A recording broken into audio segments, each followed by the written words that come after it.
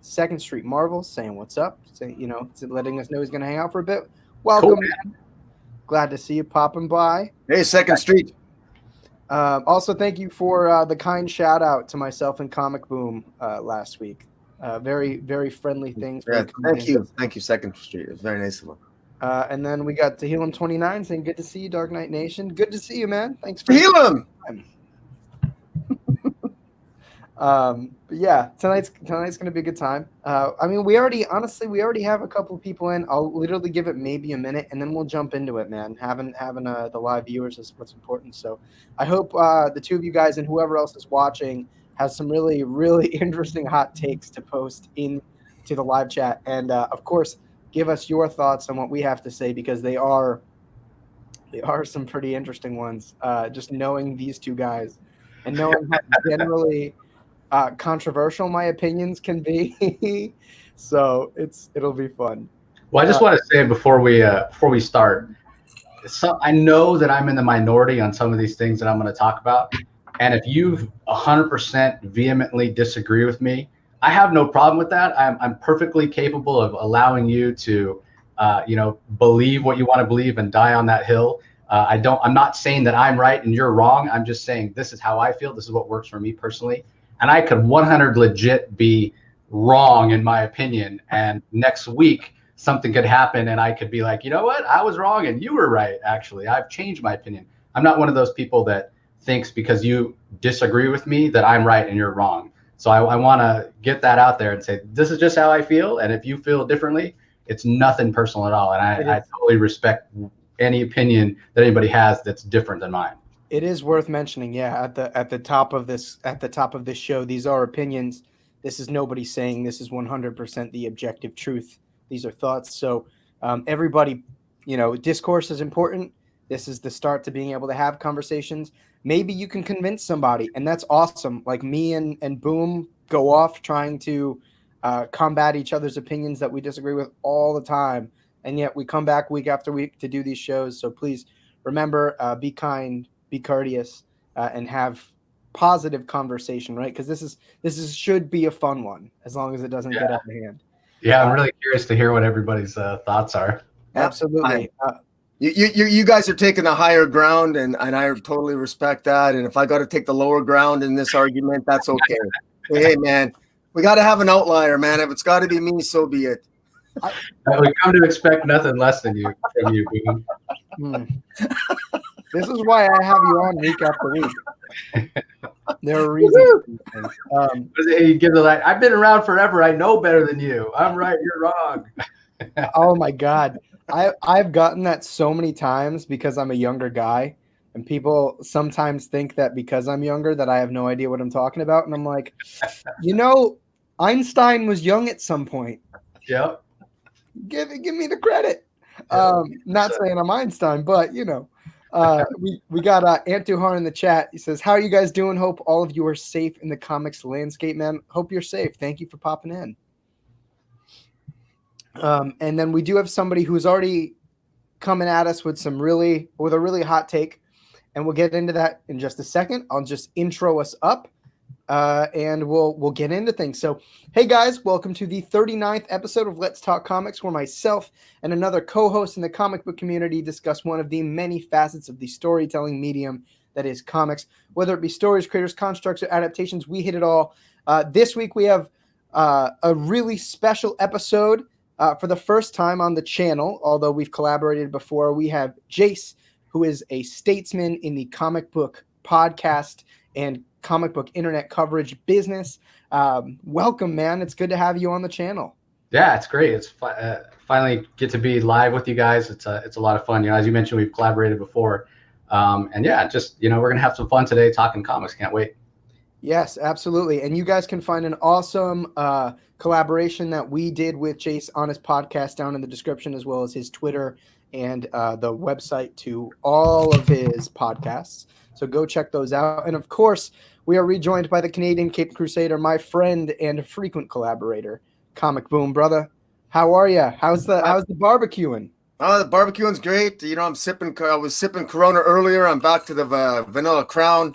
and I'm looking forward to this. I'm looking forward to it. I'm glad to see Jace is on here. I've as you said, we were on his podcast, and it's going to be nice to hear his voice on all things controversial. Or and to be honest with you, I don't know what we're going to talk about here. I know what I want to vent about, but I don't know what you guys want to vent about or talk about. So I'm actually quite curious myself, to be honest. Yes, and of course, as we've been alluding to, today we're doing controversial comic book opinions, hot button topics. I know Jason and I might have one that is a little bit more comic book related outside of comics each, which I thought was perfectly fine. You know, if they're spicy enough, if they're going to rile up the crowd, why the hell not? Let's show it to the people. And of course, same with Comic Boom. You can find the link to his channel and to his Twitter using the links in the description below. So make sure you go check both of these guys out. Subscribe to them in whatever way possible. And if you enjoy this video, please click the little like button, because little YouTube channels like me need that stuff to keep the ball rolling. So I do want to acknowledge Eat That Horse's hot take before we jump into it, because I don't want to forget, and I know the three of us will go off. So Eat That Horse says, Scott Snyder doesn't know how to properly handle scale. He's an awesome guy, but his stories rely entirely on the ideas themselves because his prose and character work are next to non-existent. What do you guys think about that? So I find this to be interesting, and I almost put on my list of controversial opinions that Tom King's Batman run is significantly better than Scott Snyder's, but I ended up staying away from that. I sort of agree with Eat That Horse, but it's interesting. I don't think this is necessarily Scott's fault. I think it's more kind of the evolution of comics and the way they work now. I think if Scott had written his stories back in the 70s or 80s, when there was a lot more exposition, dialogue boxes, and you just had a lot more word balloons on the page, that the pacing of his stories would work a little better. I don't know exactly if Eat That Horse is speaking about Dark Knight's Metal, but I think that maybe he might be, because if you look at that story, I feel like it perfectly illustrates the point that Eat That Horse is making, and I kind of felt that way also. And if you know Scott, if you ever get a chance to talk to him, he has so many great big ideas in his head, and because he's limited with the landscape and the size of these issues and what the publisher DC is who he's with is willing to put out, that they're kind of limited. DC didn't necessarily have much faith in Dark Knight's Metal. They didn't necessarily believe that it was going to work. And so I think for that reason, they kind of limited it.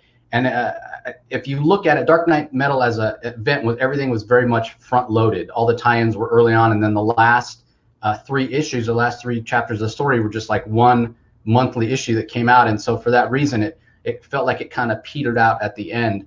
But I know Scott had a lot of ideas. He wanted to cram a lot in. And because of that, a lot of what would have made the story flow a little better ended up on the cutting room floor, so to speak, to borrow a movie term. And so, yeah, I think you're right. I think the problem, it's not that he doesn't know how to properly handle it, but his stories are so big when he's trying to tell a story like Dark Knight's Metal that brings in everything. He wanted to bring in all these different B characters and mine the history of the DC. When you're talking about doing something like that, it's so big and so huge. Really, every one of those issues should have been like a 72-pager, so he could have got everything in there. So I think it's more an idea of scope. Like his idea for the story was too big for kind of what DC was willing to commit to it, And the other aspect of the comic book, when you think about it, is that they're paying these artists and these writers to create the story, and they need to get the books out and have them released to have revenue coming back in, so you can keep that cycle going, as opposed to, because what's the thing that people complain about when things are late, right? But if you really want to tell the story that Scott Snyder wanted to tell, it might have been him and Greg Capullo working on it for like 2 years with this 1,000-page story when it all is said and done. And then it comes out and it's a story he wanted to tell, and we wouldn't feel like we're missing pieces. I think logistically and monetarily, that's not going to work for DC or AT&T or Warner Brothers or whoever, right? So you've got to be releasing it on this schedule. You want to keep the same artist, same, overall look and feel of it. We're limited by the medium, basically. So I sort of agree with what he's saying, but I also understand the reasons behind it. And also, if you get a chance to talk to Scott at a show, he'll kind of explain, he'll dive in and he'll flesh out the story for you. Guy loves to talk about comics.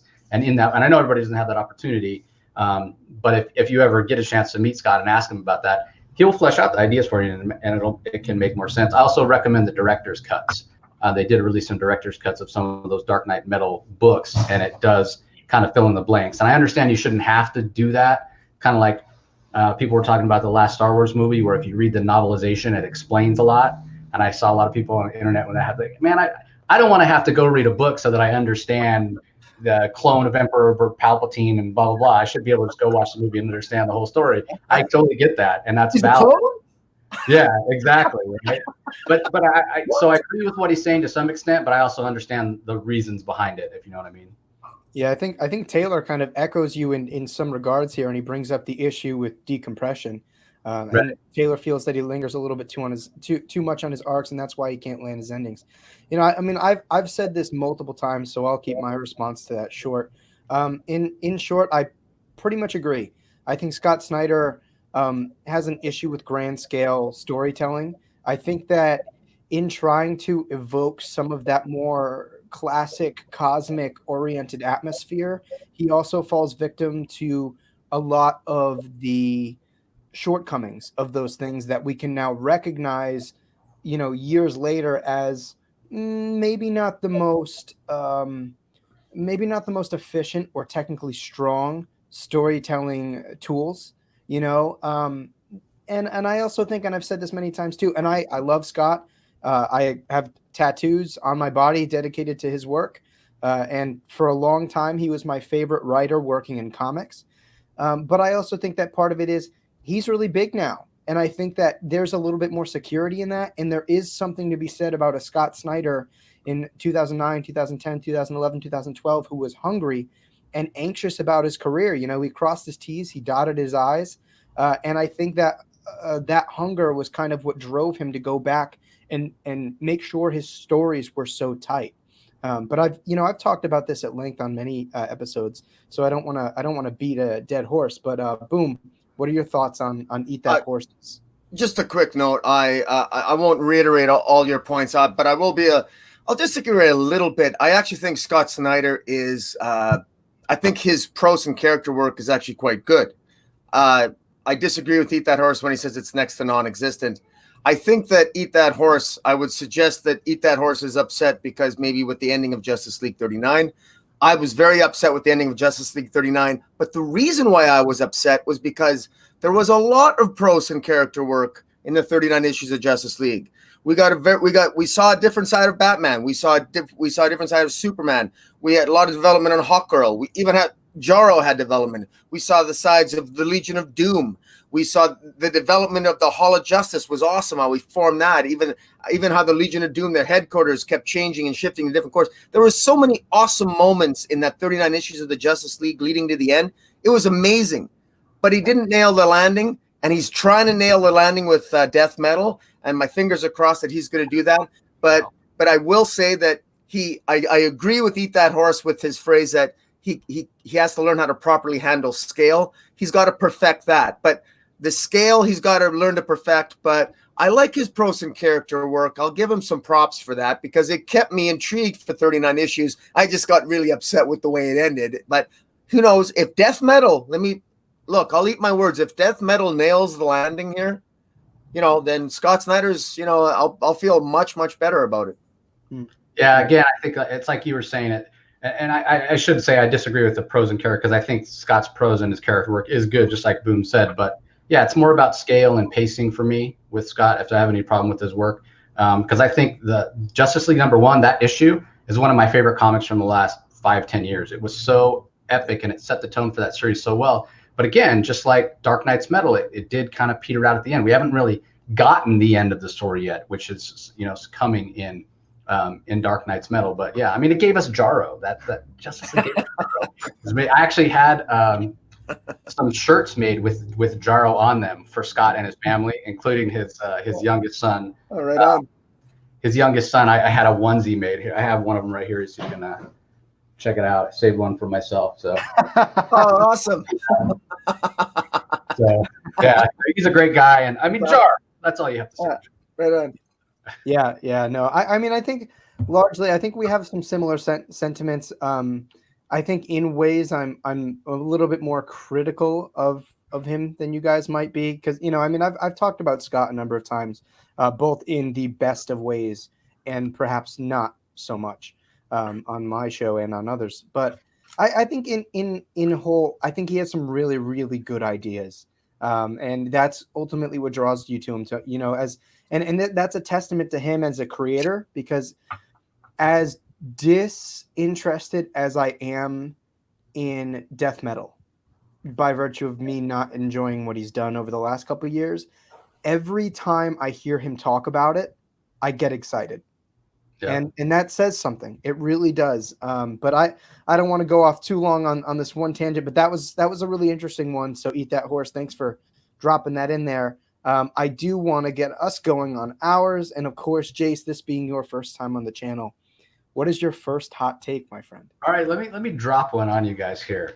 Harley Quinn is annoying, and in no way do I want to read comics or watch cartoons or even hear her voice. She's just annoying. And I love Jimmy and I love Amanda and I love what they did, and I love that they empowered her and made her more than just a sidekick for the Joker. For ever since their series, DC has really treated Harley Quinn as kind of the fourth pillar, if you will. And I would even in some ways call her the third pillar and say she's more popular than Wonder Woman. So you're talking Superman, Batman, and Harley is the house is built on. But I did buy a lot of that series because I was supporting Jimmy and Amanda. Only read like the first 8 to 10 issues, and I had enough. Harley is just not a character that I enjoy in the slightest bit. I even watch sometimes the DC Superhero Girls shows and movies with my daughter because she's at that age and she loves them. And she loves Harley on there. And every time Harley comes on DC Superhero Girls episode or movie and talks, it's like nails on the chalkboard for me. She just doesn't do it for me. So you are the resident Harley Quinn guy on this show. What do you think about that? You're asking me now? Yeah. What do you think about Jace's hot take? Well, I actually I can neither. It's hard for me to either disagree or agree. Look, Harley Quinn I would say you're absolutely right, Jace. She's the third pillar for sure. She easily trumps Wonder Woman, but hands down. And I'll be quite blunt. I've always found her more interesting than Wonder Woman because I love Wonder Woman in so many ways. I'm wearing a Wonder Woman cap. I've got Linda Carter. I paid $50 for this overpaid shirt, overpriced shirt at the Comic-Con just to get, I mean, I love Wonder Woman, but I have to admit that Wonder Woman's mishandled. But about Harley Quinn, I love the fact that she's so popular. I love the fact that I think she has the new 52, Amanda Connor, Jimmy Palmieri did an amazing job. And I think she's literally she's a creature. She's a pop culture icon in and to herself. She could literally, I mean, I wouldn't surprise me. They could give her own multiverse. And in many ways, she already has it because her comic book series, which is ending at issue 75, and I'm sure it'll start up again, it's breaking the fourth wall. She's sort of like the Deadpool. She does whatever she wants, and nobody really accuses Harley of being out of continuity because it's like, well, is she ever really in continuity? Yeah. You know what I mean? And now they're even playing fast, and now she's screwing Booster Gold or a crush on him, and now she's breaking up with Poison Ivy in the comics and breaking and then kissing Poison Ivy on the show. She's schizophrenic. She's got schizophrenic incarnations all over media, and so I can totally sympathize, Jace, when you say, enough of this nonsense. Get rid of this woman. I don't blame you. On the other hand, I have a really I personally love a darker take of Harley. I think I would love a dark take of Harley, which was, she went through that in her original comic book series where she was really dark. And I actually would like to see that. But interestingly enough, I actually think now they're going to replace a darker version of Harley with Punchline. I think that's what Punchline is going to end up being, which is interesting. But yeah, I full-throatedly agree with Jay. I cannot stand how Harley Quinn, what she's developed into. I think the notion of her going from the captive with Stockholm syndrome into her own independent character is theoretically an incredible arc to give that character, but the execution and the silliness and the slapsticky weird shit and like in tandem with like them trying to like sexualize her has this weird contrast that doesn't mesh. And I think that she's become I mean, you said it. She's become DC's Deadpool. And to be honest with you, I don't think Deadpool has been in more than a handful of good things in the last 10 years. And that's including the first film. I hate the second film. But yeah, Harley Quinn is just kind of there for the people that like want to smoke a blunt and pass and just experience her. Like there's just not a lot to it. And I think there's this weird thing where, you know, and again, I'm a guy, so I you got a male gaze. How can you hate that second movie? You got too much of the male gaze. Why can't you watch a movie through female eyes once in a while? Oh my God, you're so racist. Honestly. You're a bigot. I can't believe that. Put a pair of female eyes on me before you go watch the movie. What's the problem? There's such bigotry right here. But there's just like DC is like people have tried to advocate for Harley Quinn as like a strong female character, and I'm like, really? Like this is the hill you're gonna die on? Like this is the strong female character you want to go for? Like it's just there's something so inauthentic about that statement, just as a means to like take a female character who is popular and like give her credit and status to that popularity. And I think it's a damn shame that she is inexcusably more popular than Wonder Woman right now, which is nuts to me. Because the thing is, Dark Knight, women can relate to people who are psychopaths, especially other women who are psychopaths. It's a sad state of affairs, but that's why relationships don't last, because men need to realize that women they think of themselves as psychopaths because they like Harley Quinn. Yeah. Well, I mean, and the thing for me is that even if you go back before the New 52, before Suicide Squad movie, before Margot Robbie, whatever, even the Batman the Animated Series Harley, even like any version of Harley, I just don't like. It's just annoying. This was like 7 years ago now, before I started the podcast. I did YouTube. That's how I started. And I did a YouTube spotlight on Harley Quinn. And before I did it as research, I read every single comic that Harley had been in. It took me like 2 months up to that point in time. And I don't know, maybe that's why I just kind of OD'd a mainline Harley for like 2 months. But I read everything. And I was like, this is just a character I do not like. Bottom line. Yeah, no, we also, Paul Baker says, and welcome, Paul. He says there are very few writers who can write Harley in that way that isn't grating to him. When she works, he adores her, but the total transformation into sexy Deadpool post-Connor Palmiotti just isn't for him. Also, in reference to Comic Boom, he says that his heart is breaking that you think Harley is better than Wonder Woman. I never said that. I said that Harley is getting more prominence.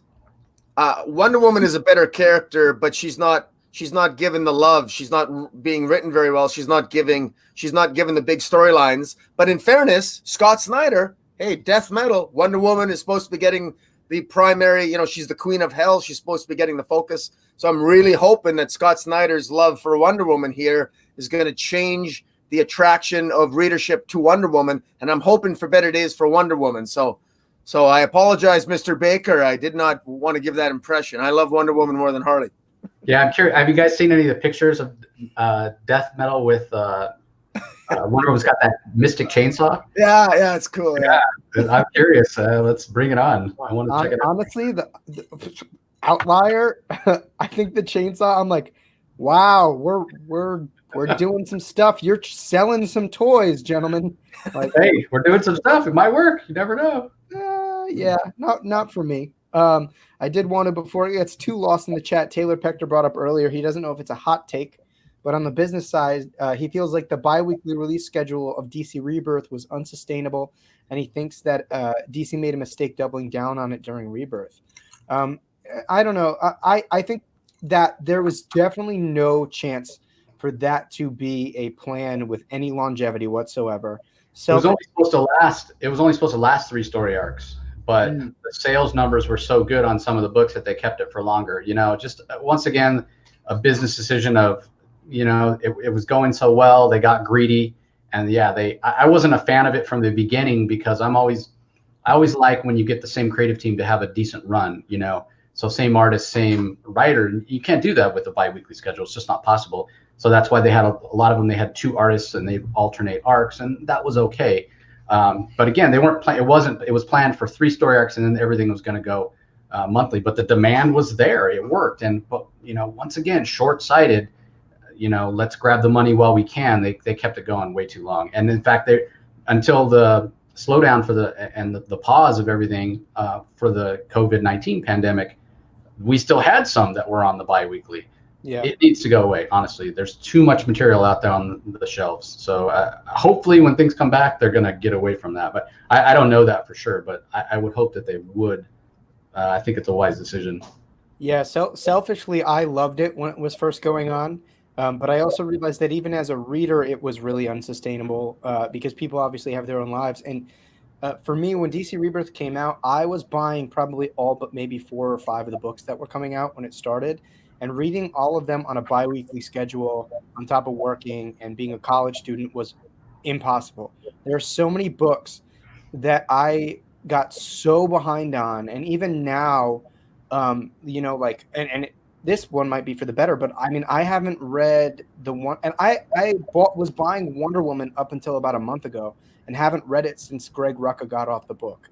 So it's been that long, and I was buying Good Lord. Yeah. What's up? I just said, good Lord. Yeah, I was buying the book for so long because I was excited about some of the ideas that I was hearing. I was excited about the idea of James Robinson bringing in Wonder Woman's lost brother. I was excited at the idea of G. Willow Wilson hopping on Wonder Woman. So it's like I got hit with the FOMO, fear of missing out. And I kept buying a lot of books. And that's not necessarily on DC because it works to their betterment. But yeah, I can certainly see where I think things might have worked out a little bit better if they stuck to that plan and maybe only stuck with it for 3-ish arcs. And I think that in concept, that's a good idea because you hook us, like, not to use a terrible analogy, but they literally hooked us onto that like crack. And then when they start slowing down, I think that it would make people itch for the content and it would provide longevity. I don't know. What are you thinking, Boom? Well, I kind of got mixed feelings about it. Here's my concern, and it all comes down to the writing.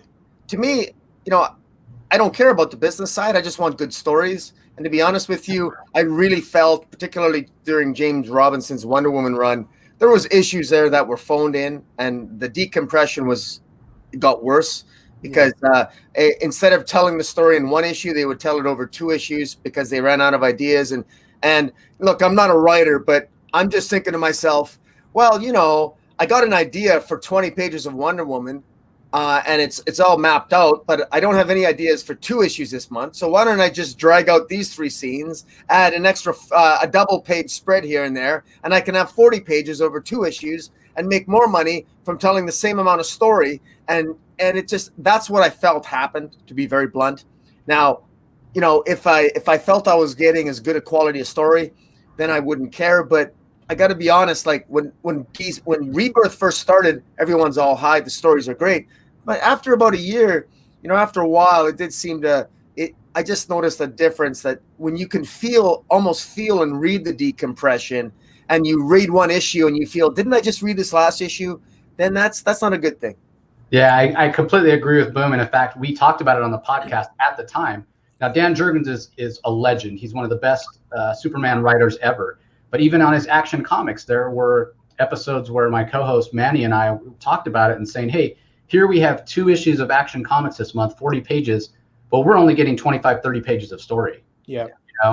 And it just feels like you're only getting 1.5 issues instead of 2. So, yeah, I agree 100% with what Boom just said. Yeah, and especially towards the latter half of a lot of the double shipping, you can really see the toll that those examples took on those writers. I mean, at the beginning of Dan Jurgens' Action Comics, I thought it was one of the best books coming out of DC Rebirth. And then by the end, you just get into all these arcs that it's just like you can tell that he's not able to cross his T's and dot his I's. And there were just some mistakes and some sloppy writing. And that goes pretty much full circle to most of these writers. So it did become difficult. And it is an interesting topic, the pacing, because in some ways, yes, you get a little bit more story within a month. But each individual periodical issue, you are entirely right. You could tell that a lot of writers felt the need to stretch those out. So while you technically got a little bit more story every month, each individual issue got to a point where they started to suffer because you weren't getting the information or the story that you needed to set you up for any sort of wait time. Right, even the 2 weeks, and that might be an issue that I have with Tynion's Batman. I've said on multiple occasions, I said the bones are really good. There's a lot of really good characterization here, but the pacing is atrocious. What has been done in 5 issues could have been done in 3 and some change, and it would have been a much tighter story. We would have been further. I would have felt the stakes. I would have been afraid of this villain, who I think might just be the fucking Joker under a mask. But anyways. Yeah, I think, Taylor, you bring up a very good point, because even on the business, even like dissecting it away from the business side, it impacts story. And as Boom said, story is what's most important. So with that, Boom, what is your first hot take? Hot take? Yes, sir. Batman's not very smart, and he shouldn't be written very smart. And he's not the second. He sure as hell shouldn't be the second smartest man in the DC universe. It's absolute nonsense, and it pisses me off. I disagreed with it. I so disagreed with it. Out of the blue, we got this out of the blue, people. And I don't know, and maybe you guys can clue me in, because I forget because I drink too much. But I don't know when it started that suddenly Batman became the second smart. He's the second smartest man in the DC universe, Batman. And to make it even worse, now his son Damian. I mean, it's established in continuity that Damian himself learned 7 languages before he could even had his first tooth. I mean, he's way too smart. It's, the appeal of Batman is not that he's the second smartest. It was never Batman didn't have to be the second smartest person on the planet. In fact, what makes Batman impressive is that he's never, at least to me, he was never the smartest person in the room. He was the most relentless person in the room, and he was a detective. You don't have to be a genius to be a detective. He was an astute observer. He was like a Sherlock Holmes. Sherlock Holmes is Sherlock Holmes, you can say he was a genius, he's intelligent. He's not this. I'd never thought of Sherlock Holmes as the smartest person on the planet. It's absolute nonsense. But when they make Batman smartest in science, I mean, Batman, give you an example. Batman knows so much about science. I mean, he's like akin to Lex Luthor. He can look at anything, and he's a perfect scientist, and he can dissect anything. And he's like Barry Allen level CSI, and he can do all of that. And then even I remember Amazon's Attack. I remember that terrible series, Amazon's Attack, where Batman even used magic. He thanked Zatanna for teaching him magic, and he defeated Cersei, for Christ's sake, with a magical spray saying backwards. It was a joke. I mean, this Uber Batman is not Batman. And that's how I would just say it. Uber Batman is not Batman. Stop writing Batman like he's perfect. And in fact, and this is a good segue into another little thing. Robert Pattinson, not working out during the pandemic. All the power to you, buddy. Because Batman doesn't need to be the ripped guy. He doesn't need to be perfectly ripped. Don't get me wrong. I love my Ben Affleck Batman. Okay? But I mean, Batman is about the epitome of relentlessness, of never giving up, of fighting against the darkness, against the dark and cowardly lot. That's who Batman is. And if you got the acting chops, you can pull off Batman. If Michael Keaton can be Batman, so can Robert Pattinson. So 2 things. Uber Batman is not Batman, and Robert Pattinson will make a fine Batman. I mean, I definitely disagree with you on one, and I half disagree with you on another. One, I think that obviously Batman's intelligence is the thing that makes him so versatile, and it's why you can take him from the streets into a space tower that hovers above the Earth's atmosphere.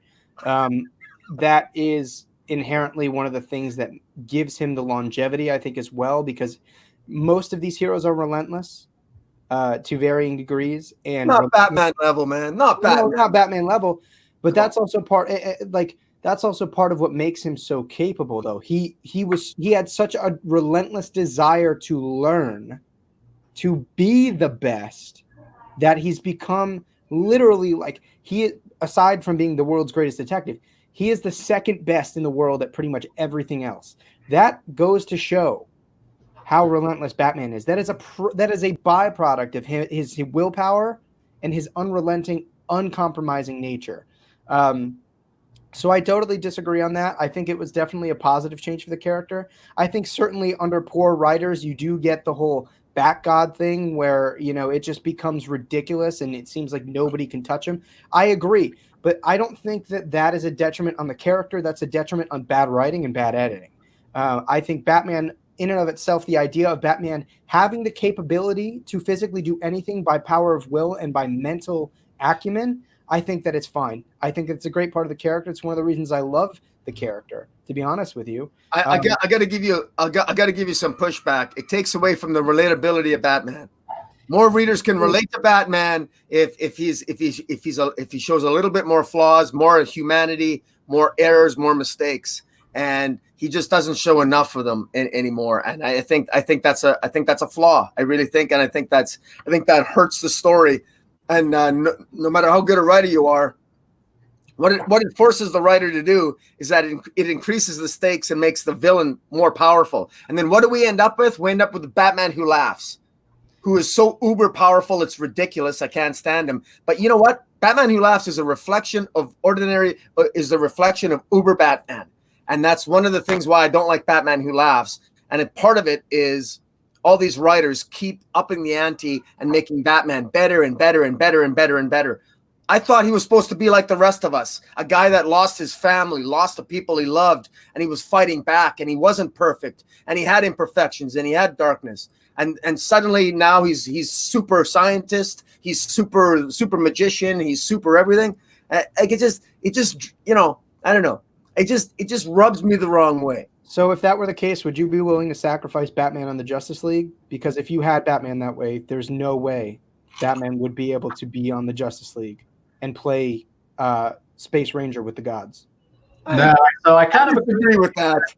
Yeah, I kind of agree with you, but at the same time, I mean, that's kind of the point, right? You put Batman on the Justice League because, again, he's our window into that world where he's working alongside gods. Because I do agree with Boom, and I think the character is more interesting. That's my take. The character is more interesting when he's not this uber god who's the second best at everything. Yeah, I mean, that's the point. There was always a bit of insanity to Batman in my mind when he first came on the scene. Here's a guy with no superpowers whatsoever who, yes, through willpower and relentlessness and drive and a little bit of crazy and not handling grief, a little bit of PTSD, if you will, built himself up into something, right? And yeah, he is interesting. And yes, obviously he's intelligent. But it's more interesting to me when he is relatable and he does make mistakes. And it makes him more heroic in my mind if he's not the second best at everything, but yet he still goes out there and is able to accomplish his goals to some extent, but takes a beating every once in a while, kind of like Daredevil, if you will. To me, that's more interesting as opposed to, yeah, he's the second best at everything in the DC universe. What's interesting about that? Where's the risk? Where's the stakes? I still think there are definite stakes just by virtue of the fact he is a man playing in the sandbox of the gods. You know what I mean? But there still has to be a plausibility to, somebody, for example, as responsible as Superman saying, this guy has to be capable enough to literally tangle with the fourth world embodiment of the devil.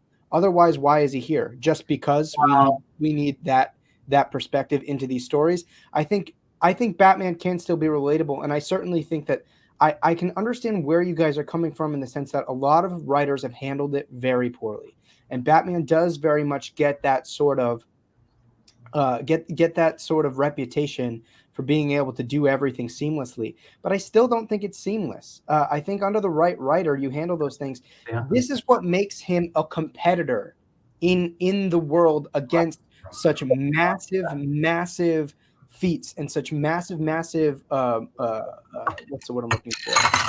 Objectives.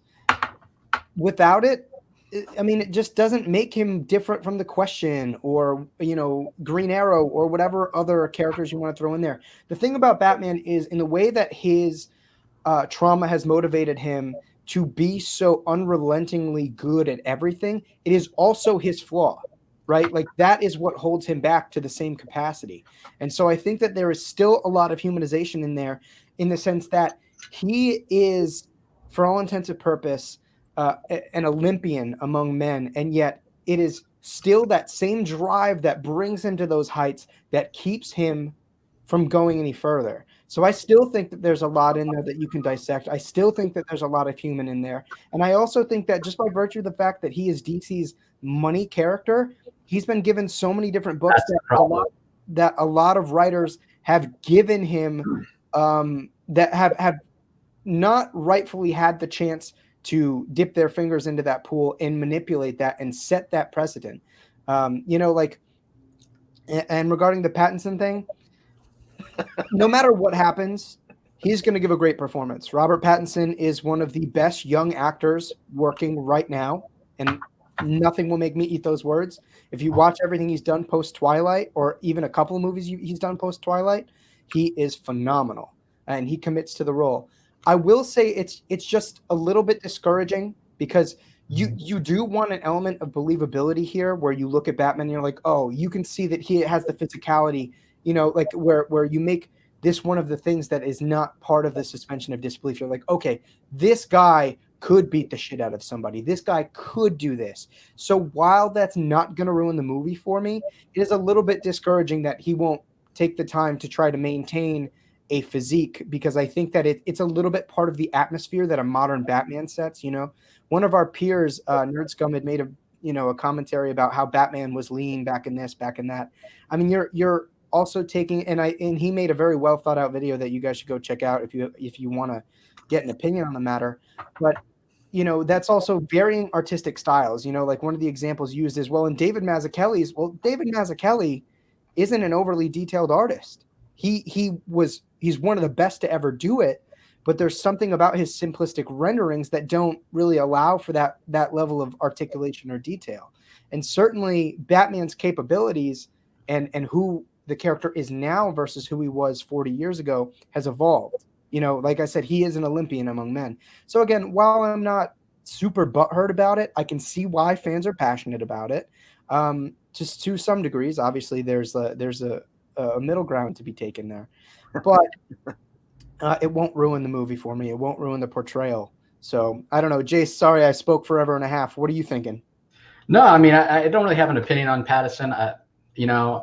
When it comes to the casting, I just reserve judgment until I see it for myself. I'm not that familiar with a lot of his work. I don't watch a lot of movies. So, I'm kind of reserving judgment on that. But just one last thought on Batman as kind of the Uber thing. I think Boom made a good point that I want to reiterate. And you kind of said something that also kind of builds on that, Night, is that, when somebody finally gets a chance to do a Batman story, maybe something they've always dreamed about, they always are trying to top things. And so I think that's where the power level, the power creep, if you will, of Batman has occurred. But again, I just don't find it to be as interesting. And then to talk just real briefly about Batman Who Laughs, you take Batman, who shouldn't on the surface, on paper, be that powerful. You take Joker, who on the surface shouldn't be even a powerful enough villain to be formidable for Batman, and you put them together, and all of a sudden you have this godlike being. Yeah, it doesn't make sense. But I think I see where you guys are coming from with that, but to the same degree, far less kind of omni-powerful villains have given Batman a run for his money. I honestly just think that's a product of poor writing and DC's abuse of the character to sell merchandise. I don't think that is a product of reflecting Batman, because we've seen villains that are on the street that maybe, that are not like a multiversal level threat that can still give him a run for his money. I mean, if you had Court of the Owls versus the Justice League, I mean, Superman could just use his X-ray vision and go in there and swat all those flies. Not according to Bendis. He can't even find the cabal working right under his nose. Let's not get into the because Bendis is, because Boom and I will build. I agree with you too. In fact, Court of Owls, it kind of backs up what Boom and I are saying. If Batman is the second smartest man in the DC universe, how did the Court of Owls exist for all those years without him discovering them? Come on, man. But that is a product of also what I was saying, where all of these things combined that he has, like all of these qualities that he has, it can also take him out of the perspective that he needs to solve those ground level crimes, right? Batman thought he was able to grow complacent in a way because he thought he knew his city, and he was resolute on that. And that's what made him lose to the court. And that's also like it was Batman facing a group of people who have been preparing for this conflict in the way that Batman prepares for other large-scale conflicts, literally since Gotham's inception, maybe even before that, if somebody retcons prior history. So I think that that's part of what makes those things dangerous to Batman, is because he overlooks them. And because Batman obviously has such a full plate, he's doing his thing in Gotham, he's doing his thing with the Justice League, he's had Batman Inc. running for extended periods of time. I mean, who knows what the hell that going on with that? And he has, raising Damian. I think it becomes just as easy for somebody like that to overlook. You have incredibly intelligent people out there in the real world who do stupid things all the time. So I don't think sheer intelligence and makes him unbeatable. But I just want to add this, and I won't say anything more on this. But when I talk about Uber Batman, my beef with Uber Batman, and of course it comes down to the writing. But at the risk of sounding like a smartass to you, Dark Knight, I would say that, well, guess what? Batman is being portrayed. The corporate powers that be are portraying him like Uber Batman. And I realize that it comes down to the writing, but what you focus on grows. And if you focus on Uber Batman, that's where you're going to keep getting. And I find that the comic books make Uber Batman, but yet what people, when they go watch Batman at the movies, it's the complete opposite of Uber Batman. It's the human Batman, and Batman. My bias, and this is where we could potentially disagree. My bias is that Batman brings the gods down to humanity. He says he looks up to the gods and says, if the gods are doing something that will destroy humanity, he somehow finds a way to bring them down, or he either finds a way to rise. He meets the challenge through his humanity. He doesn't become a god to defeat the gods. He defeats them with his humanity. And I think that the danger of death metal here, and by the way, I'm looking forward to death metal. I am, because it's a fun take. But I hope this isn't like a super trend where we're always going to be getting, I like Scott Snyder's Court of Owls because it was Batman's humanity that won the day. There was this uber religious, faith-based, almost cult worshiping Barbados for centuries, and Batman, he won at the end of the day, and still it's his battle, it's his humanity that wins. And I hope with death metal, I hope that that when they beat the bad guys at the end of death metal, I hope it's humanity that wins, not some Deus Ex Machina ending with some obscene, you know what I mean? Like I want it to become I want humanity to defeat, through the Justice League, through whether it's Batman or Justice or Wonder Woman, or I want the humanity to prevail, because it really bothers me that they lost at the end of Justice League 39, and it's related to Batman in many ways, and that's why I don't mind Uber Batman once in a while. I mean, I like buying the super cool Batman action figure every now and then myself, but it doesn't mean that I want to be drowned in that in my comic books. Yeah. One last thought for me is that a lot of this may just be the fact that Batman is so overexposed. Prior to the 1989 movie, Batman wasn't the best-selling comic in DC. And I think if you go back and you read some of those early 80s Batman stories, go back, read the Marshall Rogers, Steve Englehart stuff, it almost doesn't even seem like the same character that you see in modern comics. He's become so powerful. And so that may be just the aspect of it. Like I was saying, writers constantly trying, oh, well, that's been done. I don't want to be accused of ripping something off. I've got to come up with my own original idea, and it's got to be cool. So I've got to keep topping, the previous writer. And again, it gets back to the power creep. So that may be the aspect of it. But I think it's legitimate. You can love modern Batman. You can go back and read that classic stuff. I think it still holds up really, really well. And just to the point that you made earlier, Night, about, people can be really smart and make dumb decisions. I guess Elon Musk has been showing us that lately. Yeah, yeah. No, I mean, ultimately, it's definitely a hot take, and it was a good one to kind of break down and discuss. So with that, I guess I'll break into my first hot take, and I think that most people who read Watchmen don't actually understand it, and either say that they like it because they're afraid to admit that they don't understand what's actually going on. I see this in a number of occasions. You see a lot of people discussing, for example, the movie adaptation, and how they think it worked or how they think it didn't. And I often see fundamental misunderstandings of Watchmen. And I think a lot of people feel pressured to say, yes, Watchmen is in my top 5. And I think it happens with a lot of comic book stories, but by virtue of the fact that Watchmen in particular is smarter than all of us, a lot of people don't actually understand what it's saying, what is going on, how deliberate it is, and they'll say they like it just because everybody says they like it.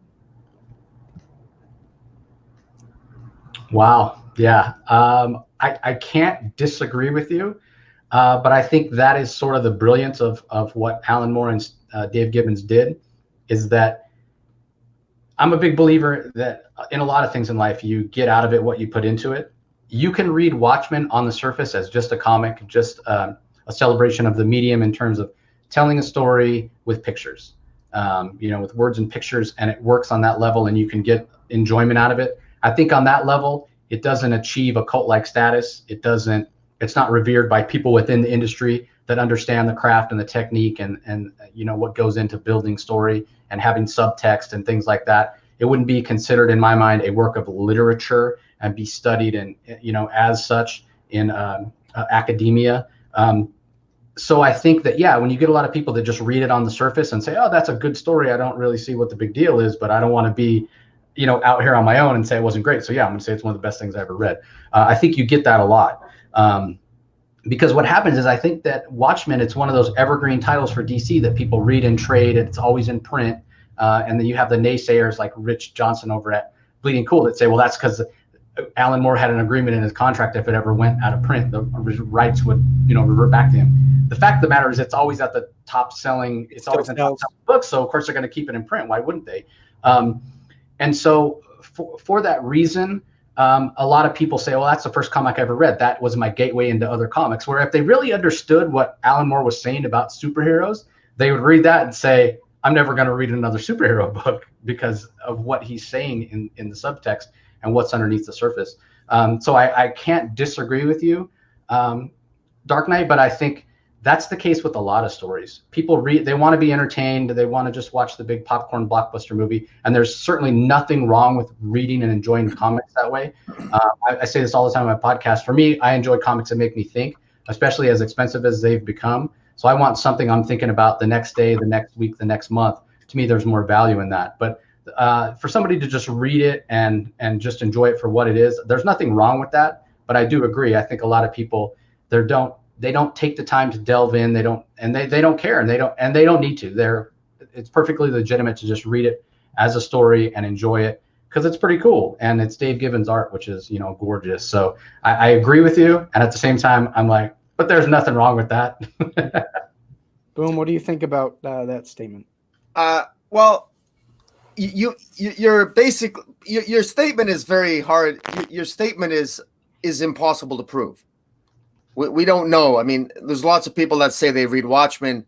I mean, it's, as human beings, we usually naturally, I still think we live in a day and age where we actually choose to trust each other. If somebody tells me they've read Watchmen and they love it, I assume they've read it. I have no way of knowing that they're lying to me. I'm assuming, why would they lie about something like that? But I understand the point you're making. I also understand that, I mean, the three of us here, we love comic books. We read and dissect them, and we constructively criticize them, perhaps sometimes not so constructively. We like to rant once in a while. Life is fun. Have a drink, relax, right? But I think it's probably true that a lot of people don't understand how Watchmen changed the medium. And to be full disclosure, I didn't either until probably 10 years after it came out. I remember when I was, because I'm 51 years old. I read Watchmen as it came off. I bought it right. My favorite issue of Watchmen was the Rorschach issue. That's what I remembered the most. The origin of Rorschach was amazing. It's like when the dogs were eating he found the bad guy and he closed his eyes. It was so and so who closed his eyes. It was Rorschach that opened them up again. And that the origin of Rorschach, what made him like that. I think that was issue 7 or 8 or whatever it was. I love that issue. That to me was Watchmen. And then I noticed after the series ended, everybody was talking about the ending. I thought the ending was kind of blasé. It was like, yeah, it was a fake alien invasion. I didn't think that was the best issue, right?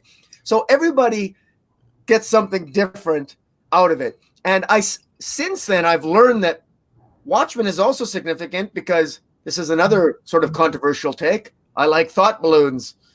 Dark Knight and I have had issues. We've had arguments on this before, but Watchmen is one of the. There's no thought balloons in Watchmen. That was, right after Watchmen, more and more writers they thought it was, you're a shitty writer if you use thought balloons, right? It changed the medium in some ways, right? It was one of those things.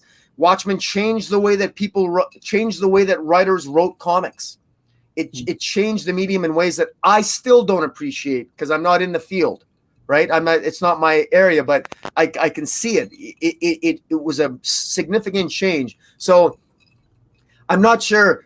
I don't want to be unfair to you, Dark Knight. I'm not sure you didn't elaborate on your point, but I would say that I don't judge people. I'm not saying you do. I don't want to misunderstand your point, but I think it's completely understandable that a lot of people don't understand Watchmen because, how would they possibly know the impact of it? Because I think they read it, but it was more than a story. Watchmen truly transcended the medium. It changed the way stories were written after it came out. And so and that's another reason why so many people talk about it. And to be quite frank, when I meet a first-time comic book reader, and if they're lying to me that they've read Watchmen, that tells me that they want to fit in. Yep. And that makes me feel good. And I'll happily go along with the lie and buy them a comic book and say, yeah. you know what I mean? But anyways. Yeah, I mean, your statement around the thought bubble, I think that Alan Moore transitions the thought bubble into more viable media. For all intents and purposes, Rorschach's journals are thought bubbles. Yeah. Dr. Manhattan's internal monologue are thought bubbles, just taken and reshaped into a more efficient kind of vehicle to do the same thing, but better, in my opinion. And regarding Watchmen, I mean, really, you can't prove any of the hot takes that we're going to be giving to this conversation. But I find that as I have kind of ingratiated myself somewhat into the comic book community more and more and more and more, I find so many people who don't understand fundamentally what Alan Moore is trying to do, like even on a superficial level. I'm not saying you need to, because I have actually written a college paper on Watchmen and how the Zack Snyder film was in and of itself a fine movie, but a failure of an adaptation. And I don't expect everybody to go into that detail, but there are certain things that I fundamentally see a massive population of people in the community misinterpret or just not understand about the story. And I think that, yes, Watchmen in and of itself is an enjoyable plot, but what takes it to that next level is the deliberation in the narrative, in the character work, and what Alan Moore is saying about the impact of these characters and the psychological kind of premises behind motivation, so on and so forth. It is so overwhelmingly deliberate from the camera angles, what they choose to show, what they choose not to show. In the badly written prose, the back matter it is intentionally bad. When the old owl man writes his memoirs, and I just don't think that people generally pick up on even really half of what Alan Moore is trying to do, and because of it, I see a number of misinterpretations. And I had a conversation with somebody, and he had said, "Well, the reason Zack Snyder's movie failed is because he oversimplified it." And I was like, no, the reason Zack Snyder's movie failed is because he made the Watchmen look cool, and the Watchmen are not meant to look cool. Yeah, you missed the whole point. The biggest point of the story. The film, like, it recreated a lot of Watchmen shot for shot, and it was too cool. It was too cool. And I know that might sound kind of paradoxical, but the Watchmen, they're either psychopaths, pathetic, selfish, or a combination of those three things in tandem with other things.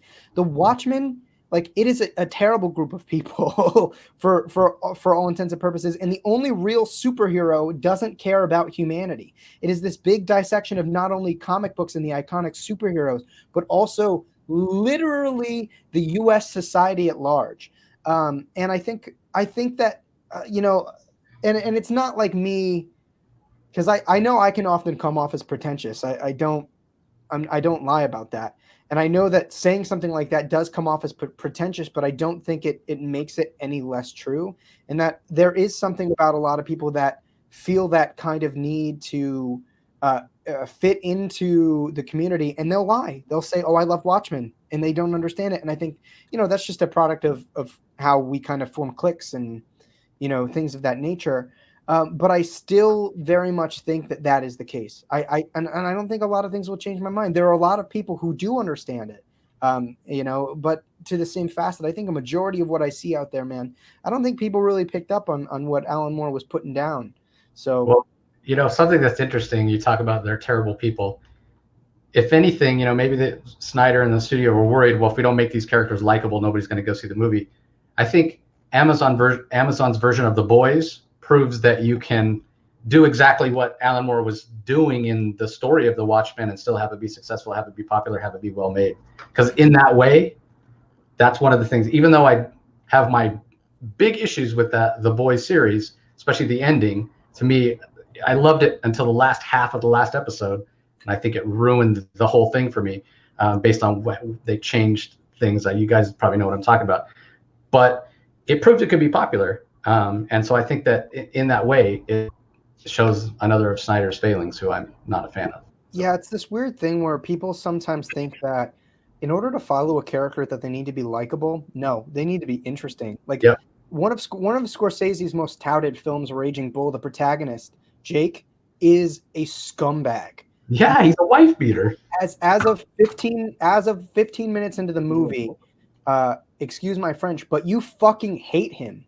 But you know what? You watch the movie because they've set up a scenario where, following whatever happens to this character, the development, whether or not it is an upward slope or a downward slope, is going to be interesting.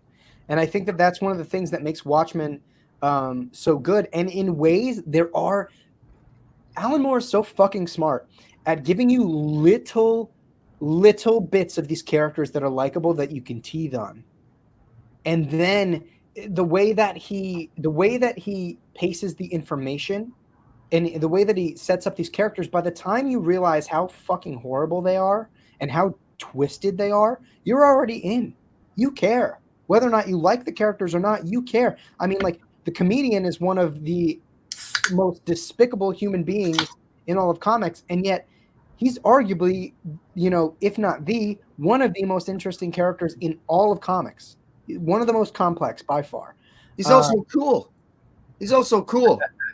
And he was cool in the movie. Yeah, because he was cool in the comic book. The comedian was cool. I have to tell you, I have to fundamentally disagree with your entire premise. That movie was great. Zack Snyder's adaptation of Watchmen was really, really good. He changed the ending. That was pretty much it. But everyone else, Rorschach was still a sort of a nihilist, a conservative nihilist, sort of unlikable person that was a little bit off his rocker. He wasn't perfect by any stretch of imagination. I mean, the other characters, all of them, they were all off kilter. Nightman, Night Owl was kind of a pathetic, broke kind of guy that had his little owl thing in the basement. And there was Comedian was a rapist. Comedian was sort of unlikable, but he was a jerk. Manhattan was depressed and isolated from humanity. I mean, there was all kinds of things that were really, I thought, an accurate reflection of the comic book. And of course they had to stand out a little bit, and they are cool. I mean, people can be miserable and cool. I mean, people can be jerks and be cool. I mean, in fact, some of the best assholes I know are cool guys, but you wouldn't want to live with them. Do you want to live with them? No, do you want to? I mean, like, they're cool. You put them in a costume and they're cool. Watchmen was a good movie. It was a fun movie. And if you watch the motion comic of the Watchmen, if you buy the the DVD set and you watch the motion comic of that entire movie, that's even better than the movie. So I honestly swear to God, I don't see what you're seeing. And you're describing a movie that I never watched. I swear to God. Well, I mean, first off, just your last statement, of course, the motion comic was better because it's the comic. It's literally the comic. Mm-hmm. But also, I mean, you obviously have your right to think that the comedian's cool and those characters are cool. But I don't think they are. And to the same degree that, yes, like that movie kind of started to put their toes into the water into how they were trying to faithfully portray those characters. You can lick the top of a Tootsie Pop, but you know that bitch didn't get to the center in any capacity. Those characters were not pushed all the way into how they were characterized. It's the same way that if you watch the original or the Golden Compass movie that came out in 2007, it pussied out on so many of the controversial themes that made his Dark Materials books so good. And Zack Snyder does a good job at starting to touch those things. I'm not making that level of comparison, but those characters were on a whole nother level of messed up and demented and just mentally unstable that movie didn't completely commit to. For example, like the movie capitalized on the fact that America has been ingratiated into this thought pattern that if you kill a dog, that is unsanctionable. You could kill as many humans as you want, but a dead dog, something else. And I'm reiterating that poorly. But or like children. And there was something about the film that didn't let Rorschach fully commit to his turn. He and it's been a little bit since I've seen the movie, but I remember him being reluctant to make that switch into Rorschach, whereas in the comic, he was silent. As soon as he encountered the rapist and the child killer, the switch flipped. And there is something really strong about that like after everything that Rorschach had been through, the deprivation of his humanity in such a quick way and such a jarring way is what makes that character so inhuman in many ways, but what makes it so interesting and what makes that scene so compelling. There's an elevated drama in that moment where he's so far gone and so far past the point of return when he murders that rapist and child killer. Whereas in the film, he's like spouting off to himself. He's going back and forth. It is one of the many moments that starts to commit to the character and or the moment and doesn't really finish. And you know, like I said, like that moment when Dan Dreiberg and Laurie are in the jail beating the shit out of people, the movie, it was super fucking cool. In the comic, this was like, no, Dan Dreiberg is fucking pathetic, dude. Like, he's this fat old man wearing spandex who is only motivated sexually by being a superhero. Like, this is what it takes. Like, and I just, like I said, I don't think the movie is horrible in and of itself, but as an adaptation, it isn't as faithful as it tries to be. And I still contend that making a high fidelity Watchmen adaptation is impossible. And that's what makes the HBO show work so well. So, you know, that's my hot take. I do want to acknowledge a couple of people. They do have some Watchmen opinions here in the chat, but good conversation nonetheless. I didn't know that you had such an affinity for that film. But Tehillim says Rorschach was on a quest for the truth. He found it. It cost him his life. Yeah, I think that definitely breaks the tip of the iceberg there. Taylor Pechter's hot take is that he doesn't think that Watchmen deconstructs comics on the same level that Planetary does. But he also I agree with that. He also qualifies the statement and says, granted, you could say that Planetary wouldn't exist without Watchmen. Real briefly, what do you guys feel about that? I think it's probably true. It's nothing new. Many comic creators now will tell you that they're standing on the shoulders of giants, and influences. And of course, as Boom alluded to, Watchmen was it really did change the industry. It was something so different. Watchmen along with Dark Knight Returns are probably the two comics that I think modern creators will refer to as inspirations or things that kind of shaped them. They've read it at a formative time during their formative years, and it stuck with them. So I would agree with that statement 100%. That without Watchmen, there probably is no Planetary, or not Planetary as it exists today. Maybe it still would have happened, but it wouldn't have been as impactful, and it wouldn't have made as much of a statement as it did. Yeah, I got nothing to add to that. I agree with everything Jace just said. Enough said. See, this is where I lose all my credit. I haven't gotten to read Planetary yet. It's on my reading list, so I can't comment on it. And it could. It's so good. It's a really good read. You'll really enjoy it. Warren Ellis is at the top of his game. It's really good. I'm really excited to get into it this summer. Like Planetary and Transmetropolitan are like on the top of my list for this summer. So yeah, those are a couple of great reads. And one other thing I'll say about Planetary, it's another one of those stories and works that is put together so well with really great art and pacing that if you don't want to go to that level, if you just want to read it as escapism, it's there, it's enjoyable, it's great. Wonderful cinematic artwork, big splash pages and such, and you can get enjoyment out of it that way. But if you want to put more into it, you're going to get more out of it. Yeah. Sure. Awesome. Well, I'm looking forward to reading it. Well said.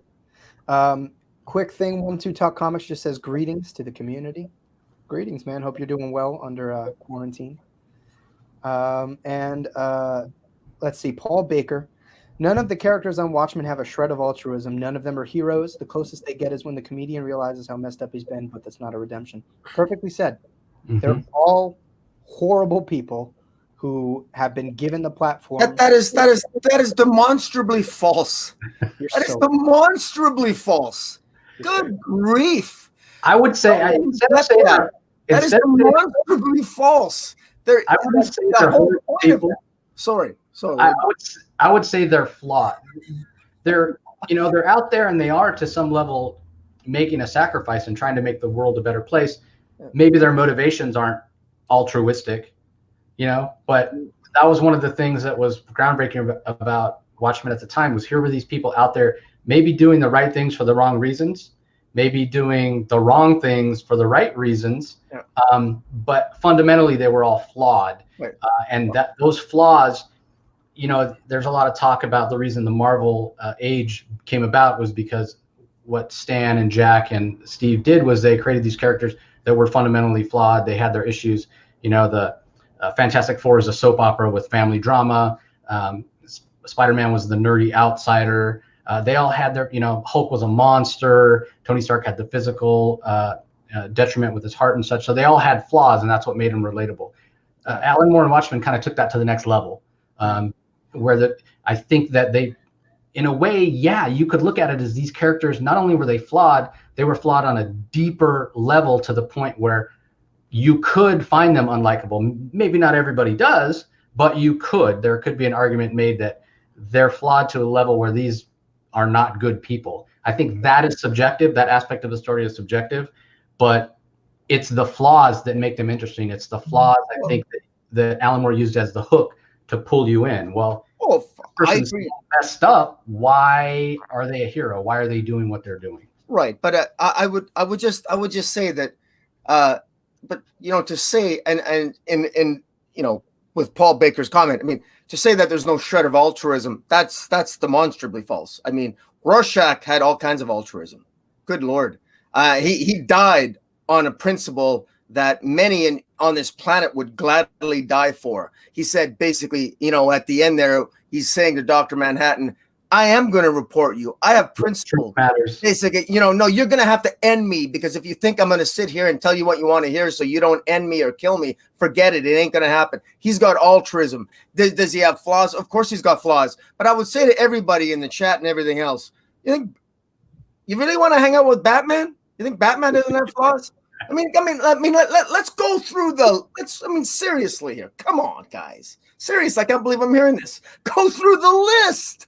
The whole slew of the Justice League got flaws coming out of their asshole. Come on. It's insanity. Yeah, but you're going to sit here and you're going to tell me that Watchmen, that none of these people, none of them are heroic? None of them heroic? Did we read something totally different? Look, Alan Moore is a cynical bastard. Alan Moore has always been a cynical bastard. Everything he's ever written, he looks at life cynically. He looks at history cynically. He assumes the worst in humanity, and that's what makes his writing so interesting. But make no mistake, there was heroism in Watchmen, and it was the heroism arising from the flaws that even at our worst, humanity can still prevail. And that even at our worst, even somebody like Dr. Manhattan, who wants to abandon humanity, and he ultimately does, at the end of the day, to show that Ozymandias, all his flaws, there was something heroic in what he did. Because guess what happened? World peace. He was right. It worked. And there was something noble about Ozymandias. Was Ozymandias a villain?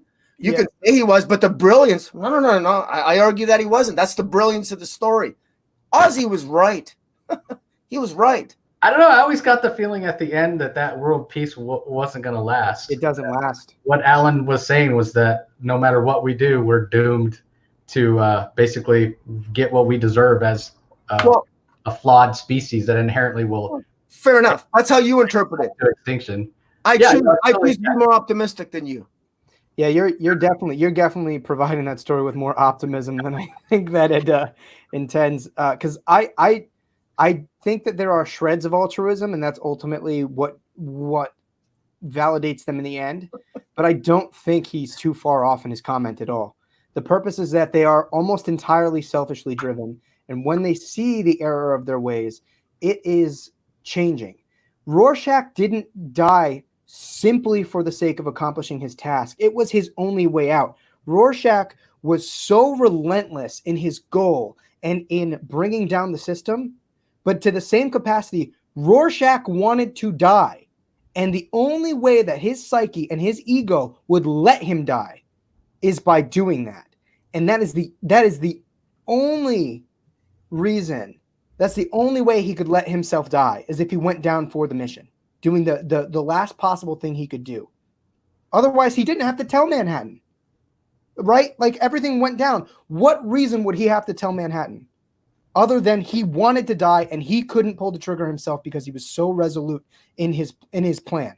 Because he's an extreme version of Batman. He's an extreme version of Batman. I'm taking you down. I'm taking you down, Dr. Manhattan. I'm taking you down. And the only way you're going to stop me is by killing me. Batman would never, ever sacrifice his life for the sake of sacrificing his life. He would do it if it was the only option to get to the whatever ends he has. Rorschach was also in a way selfishly motivated, because the only way his ego would let him die, because he wanted to die and he couldn't pull the trigger because of his resolution, is by exposing himself to Manhattan. Because for all intents and purposes, he won. He already won. What did he need to tell Manhattan for? What did he need to go to that distance for? Because there was a lot to the truth to get exactly right. But why would he have told Manhattan? He already won. But don't call him evil.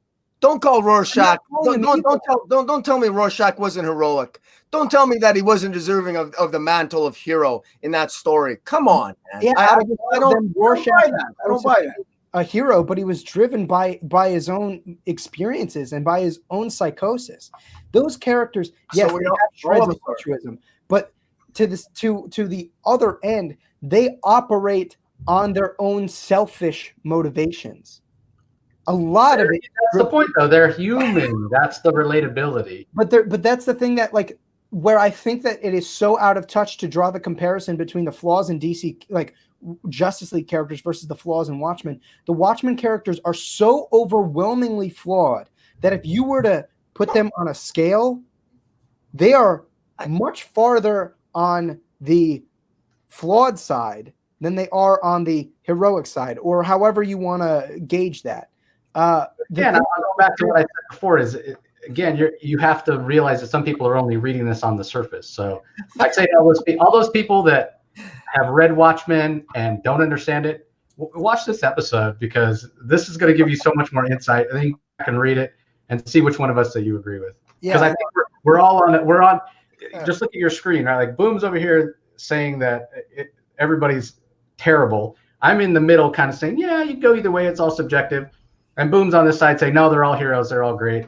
I'd love to have them over for a weekend sleepover. I'm not saying that. I'm just saying that. No, I'm just saying that I wouldn't mind them on my side in a fight. And at the end of the day, you know, I mean, I don't see that they're any worse than Batman. I mean, come on, man. I mean, I don't see that. I don't see.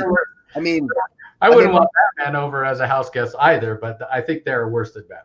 Yeah, I mean, I'd be willing to one of these days sit down and have a fully fledged debate with you, man, because I think for as much as you think that comment demonstrably misunderstands it, I think you demonstrably. Well, look, okay, I won't. Okay, we've talked about this enough, but look, Watchmen takes place over many decades, the storyline, and like somebody like the comedian was corrupt, and he became more corrupt as the story progressed, but I mean, understand what I'm talking about is this blanket idea that every character in Watchmen was some piece of scum, and that this thing was, this was some horrible dystopian take on humanity and everything else. There was glimmers of humanity. It was the humanity and the heroism that shone through at the end, in spite of all that won the day, and that even the so-called bad guy at the end wasn't all that bad.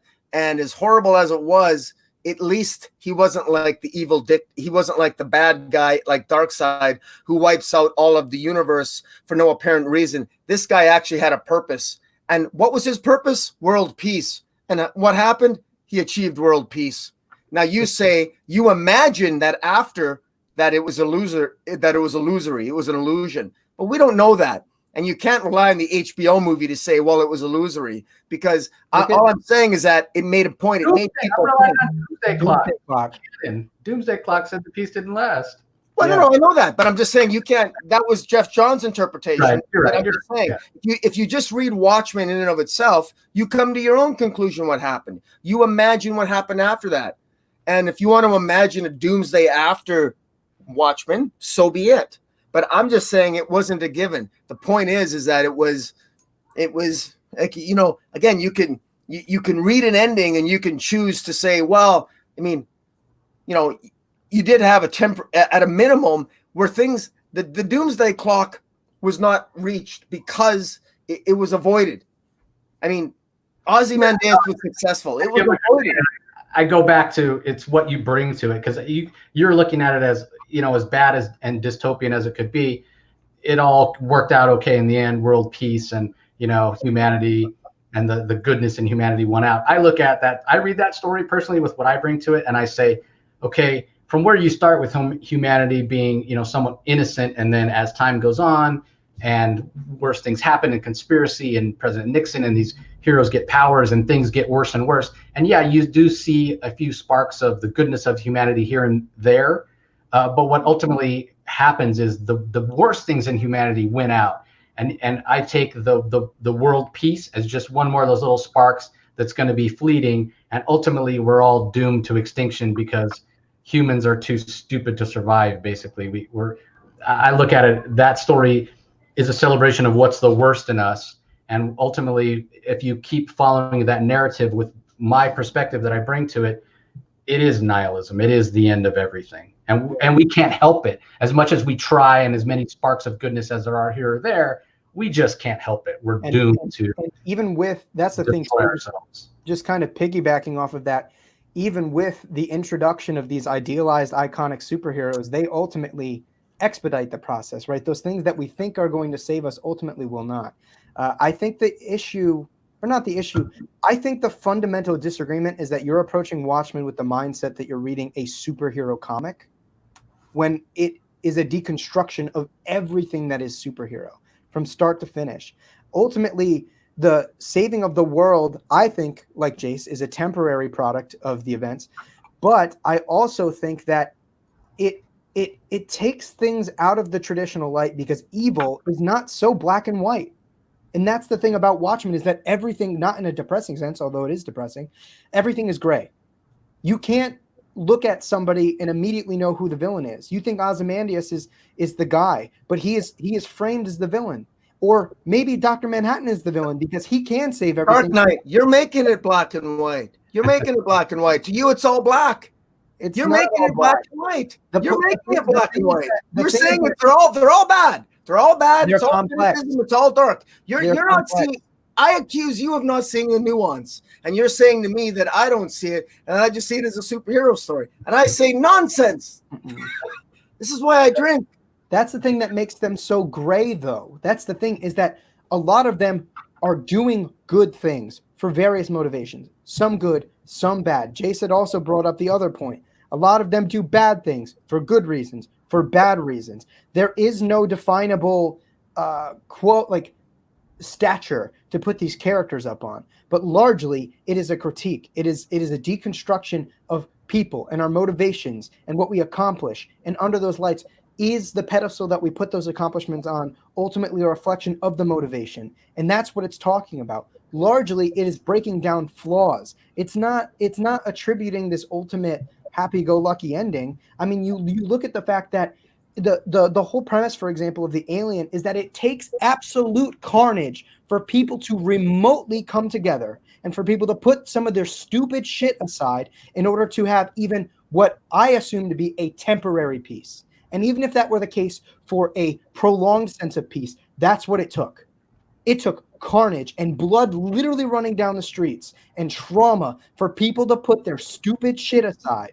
And that's like the ultimate critique. It is that humans, yes, inside of us, there is the potential to be better, but it is ultimately hunkered down by selfish human motivation, by desires, and things of that nature, that even the heroes do the right things largely for their own reasons.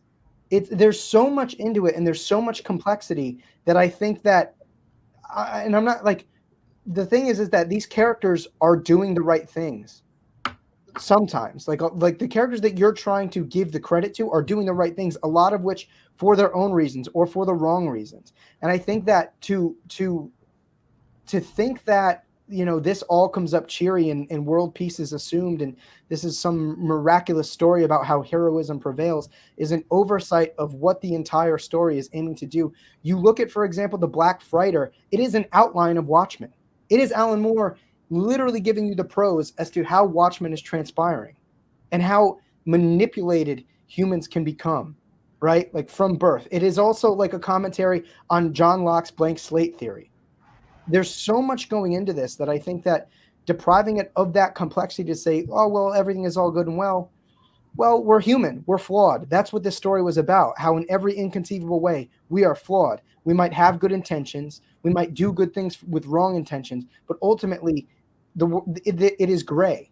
There's so much of this, that, and everything in between that I think that, again, I clearly don't get the perspective that this story was about some sort of prevailing of heroism or goodness or whatever. But I don't know. Maybe it's a debate topic. Maybe Jace can moderate because he is in the middle one of these days, because that could be an hour-long conversation, man. Like I literally have this like tattooed onto my forearm. Like, you know, that's my shit. So I'm in, man. If you want to have a debate about it, I'm good to sit down and have a debate. Yeah. Well, last thing I'll say about Watchmen is obviously it evokes strong opinions and emotions, and it shows what a great work it really is that we can have. This is, somebody said in the comments, let me see, Taylor, this has gone from a hot take show to just a Watchmen discussion.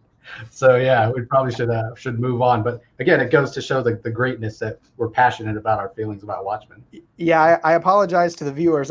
Watchmen is like my favorite graphic novel, and I literally spent time last year like writing a full college like paper on it. So I'm just like, that ingratiated like my love of this book so hard that, you know, and you know, Boom and I, like, we can go at it and disagree. So it's too much of a good opportunity not to hash out that conversation. So either way, it was a good conversation, Boom.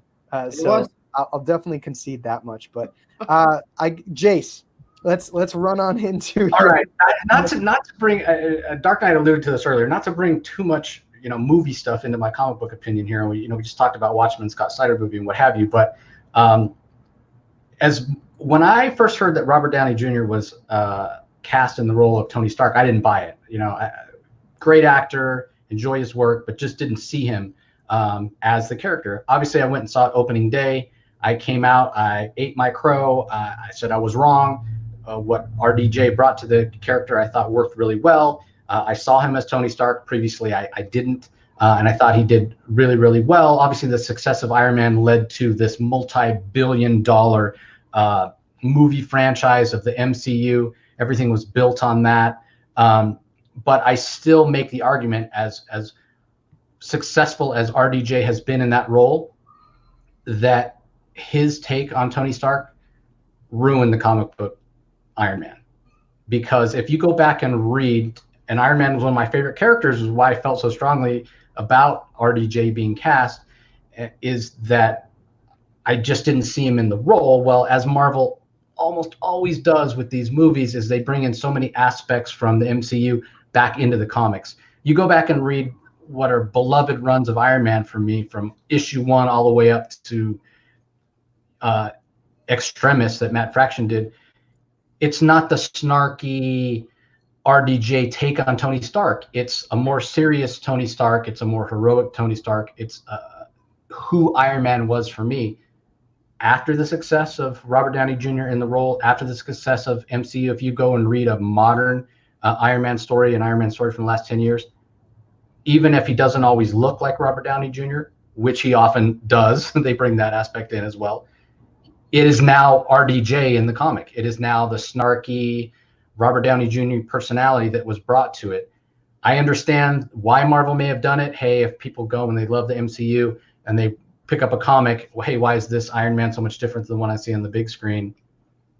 Maybe that's why they did it. I don't know. Maybe it was unintentional by the writers pulling in from other influences.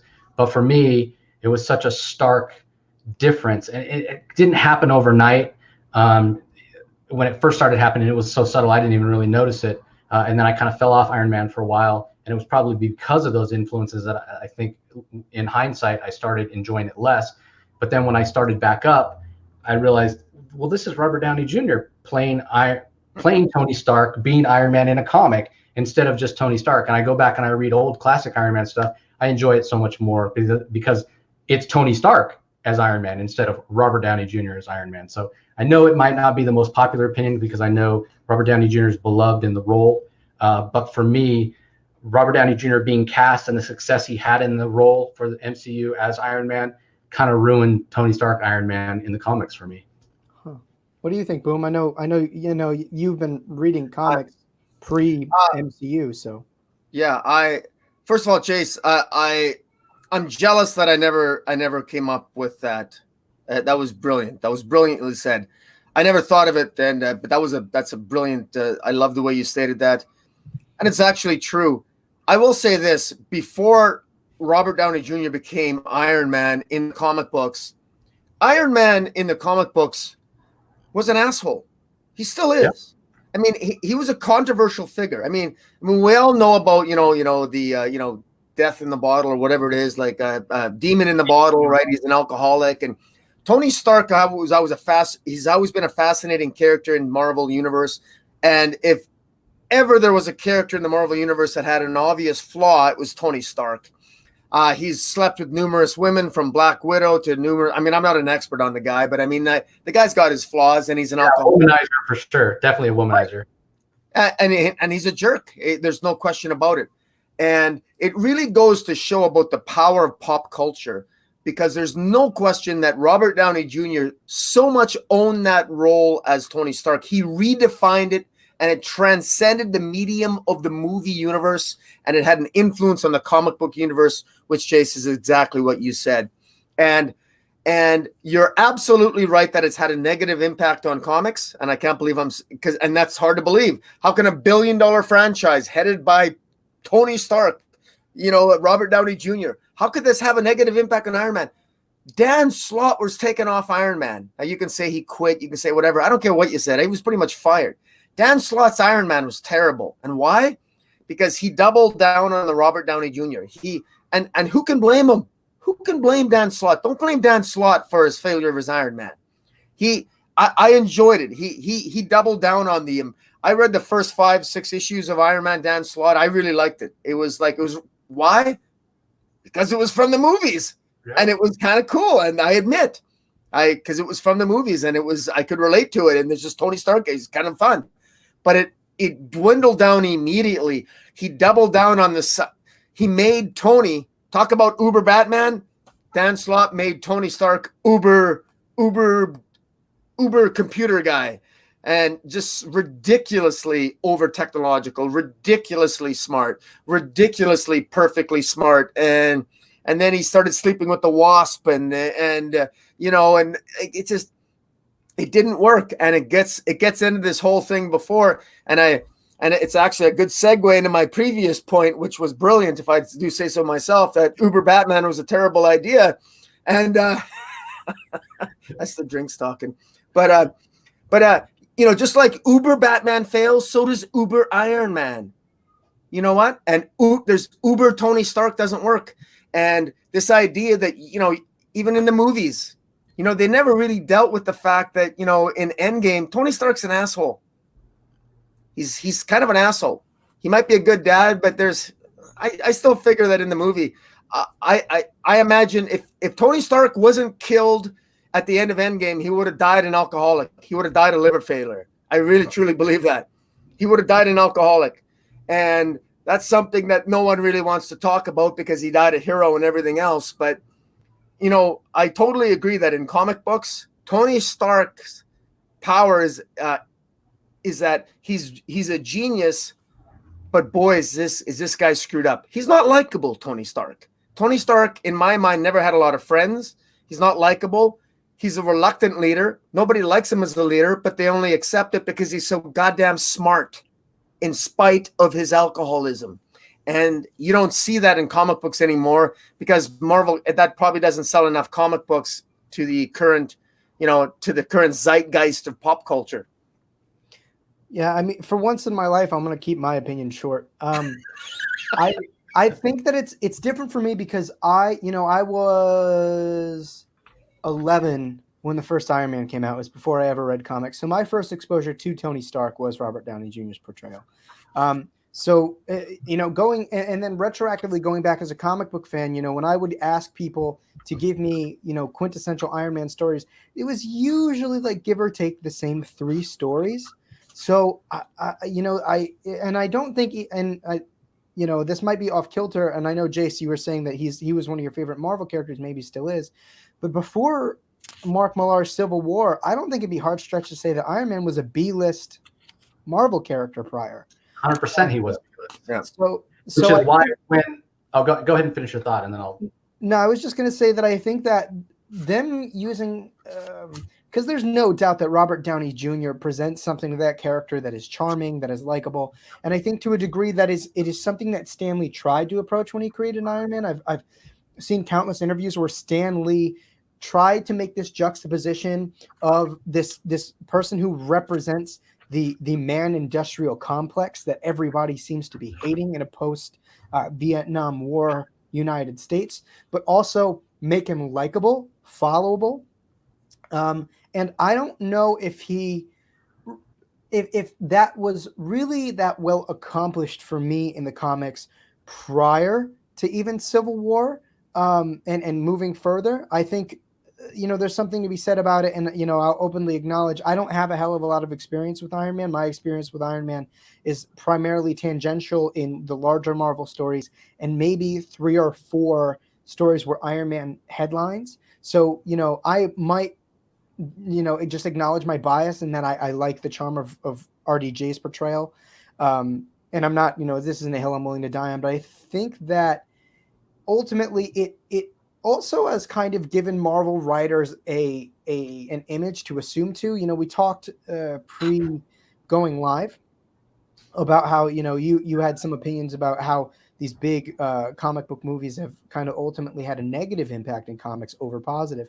And I think to a degree that's where your argument might stand a little bit more, in the sense that I think that with the popularity of Robert Downey Jr.'s portrayal, it's very clear that the Marvel offices have found an incentive to try to make the comic book Iron Man as close as humanly possible to that, because of the heights of iconicity that RDJ's portrayal has kind of amounted to. So I personally think it has equal potential to be a good and a bad thing. I like the portrayal. However, I think a lot of writers like Slott do mishandle it. So I'm largely fairly neutral on this, but the take is really interesting.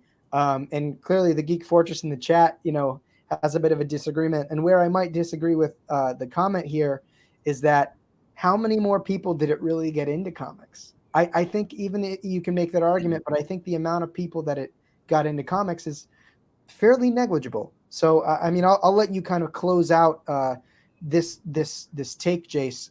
But ultimately, I think it's interesting.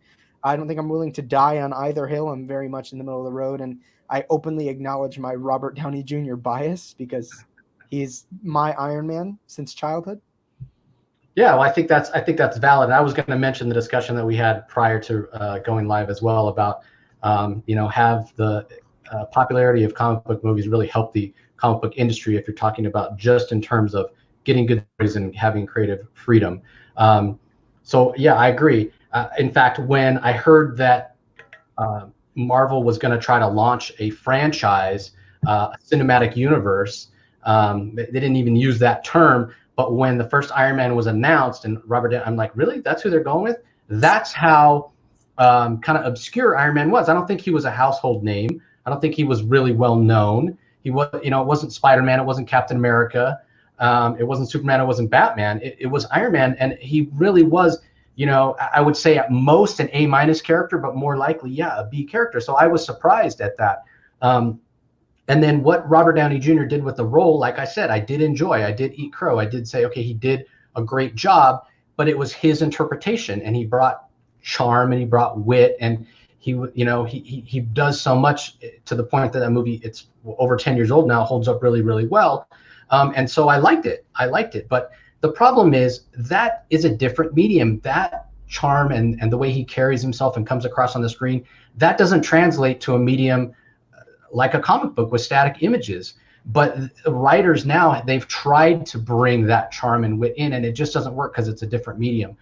So yeah, more people know Iron Man's name now. So I guess if Marvel or Disney considers that a net win, which they probably do, because now they've made millions and millions of dollars on T-shirts and toys and this and that, then hey, great.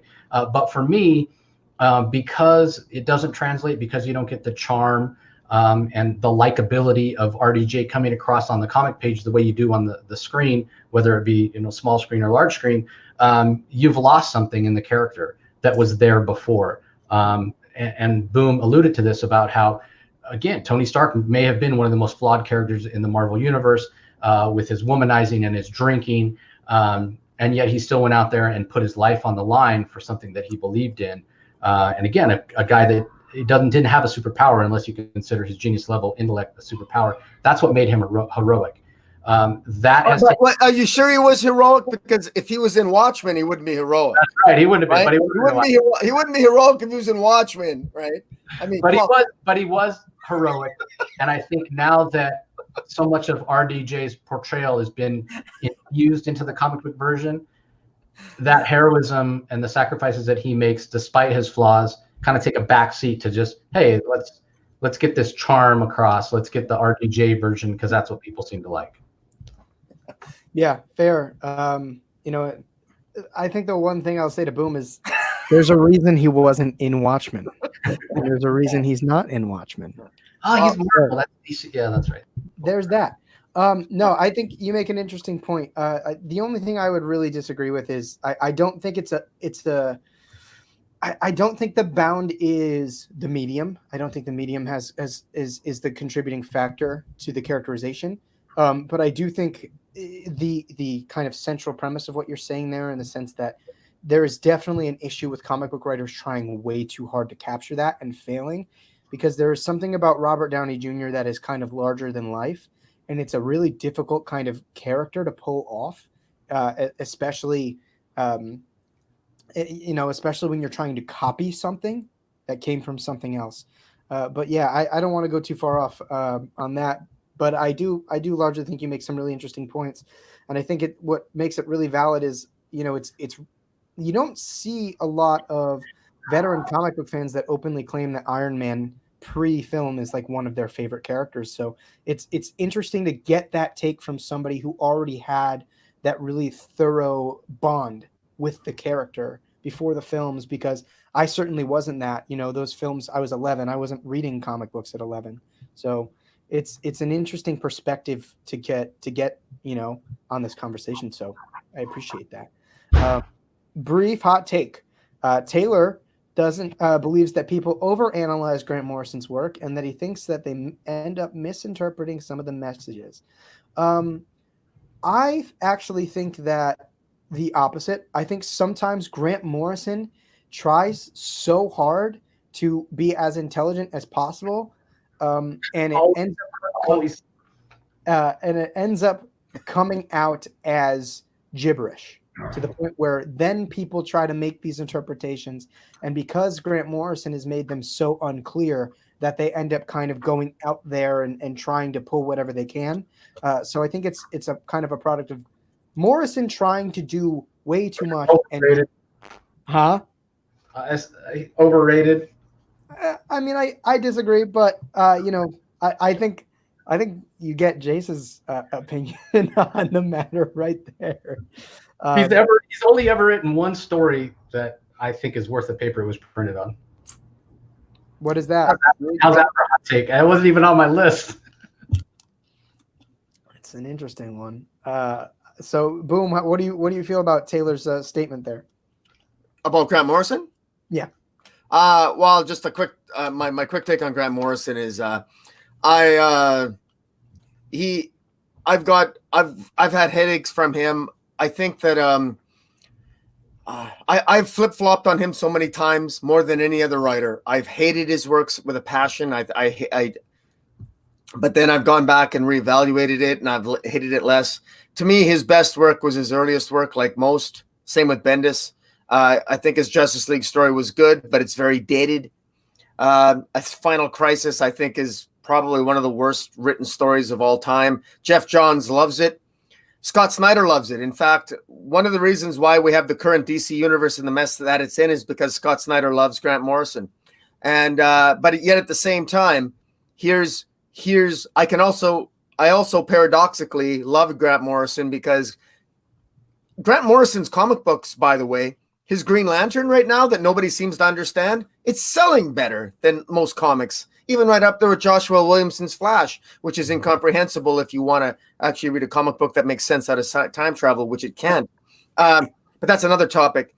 But no, I got mixed feelings about Grant Morrison, but I will say this in his defense, as I love his arrogance and his Scottish absurdity and his Scottish nonsense and his view of the gods and his myth. He thinks big and he writes big, and he just loves writing, and he loves his fans, and he wants people to enjoy it. And it's not his fault that it wasn't Grant Morrison's fault that Dan Didio gave him the keys to the kingdom of Final Crisis. He wrote quite an epic tale, and in many ways it was pretty cool. He really broke a song to save the day. What's that? Superman sang a song to save the day.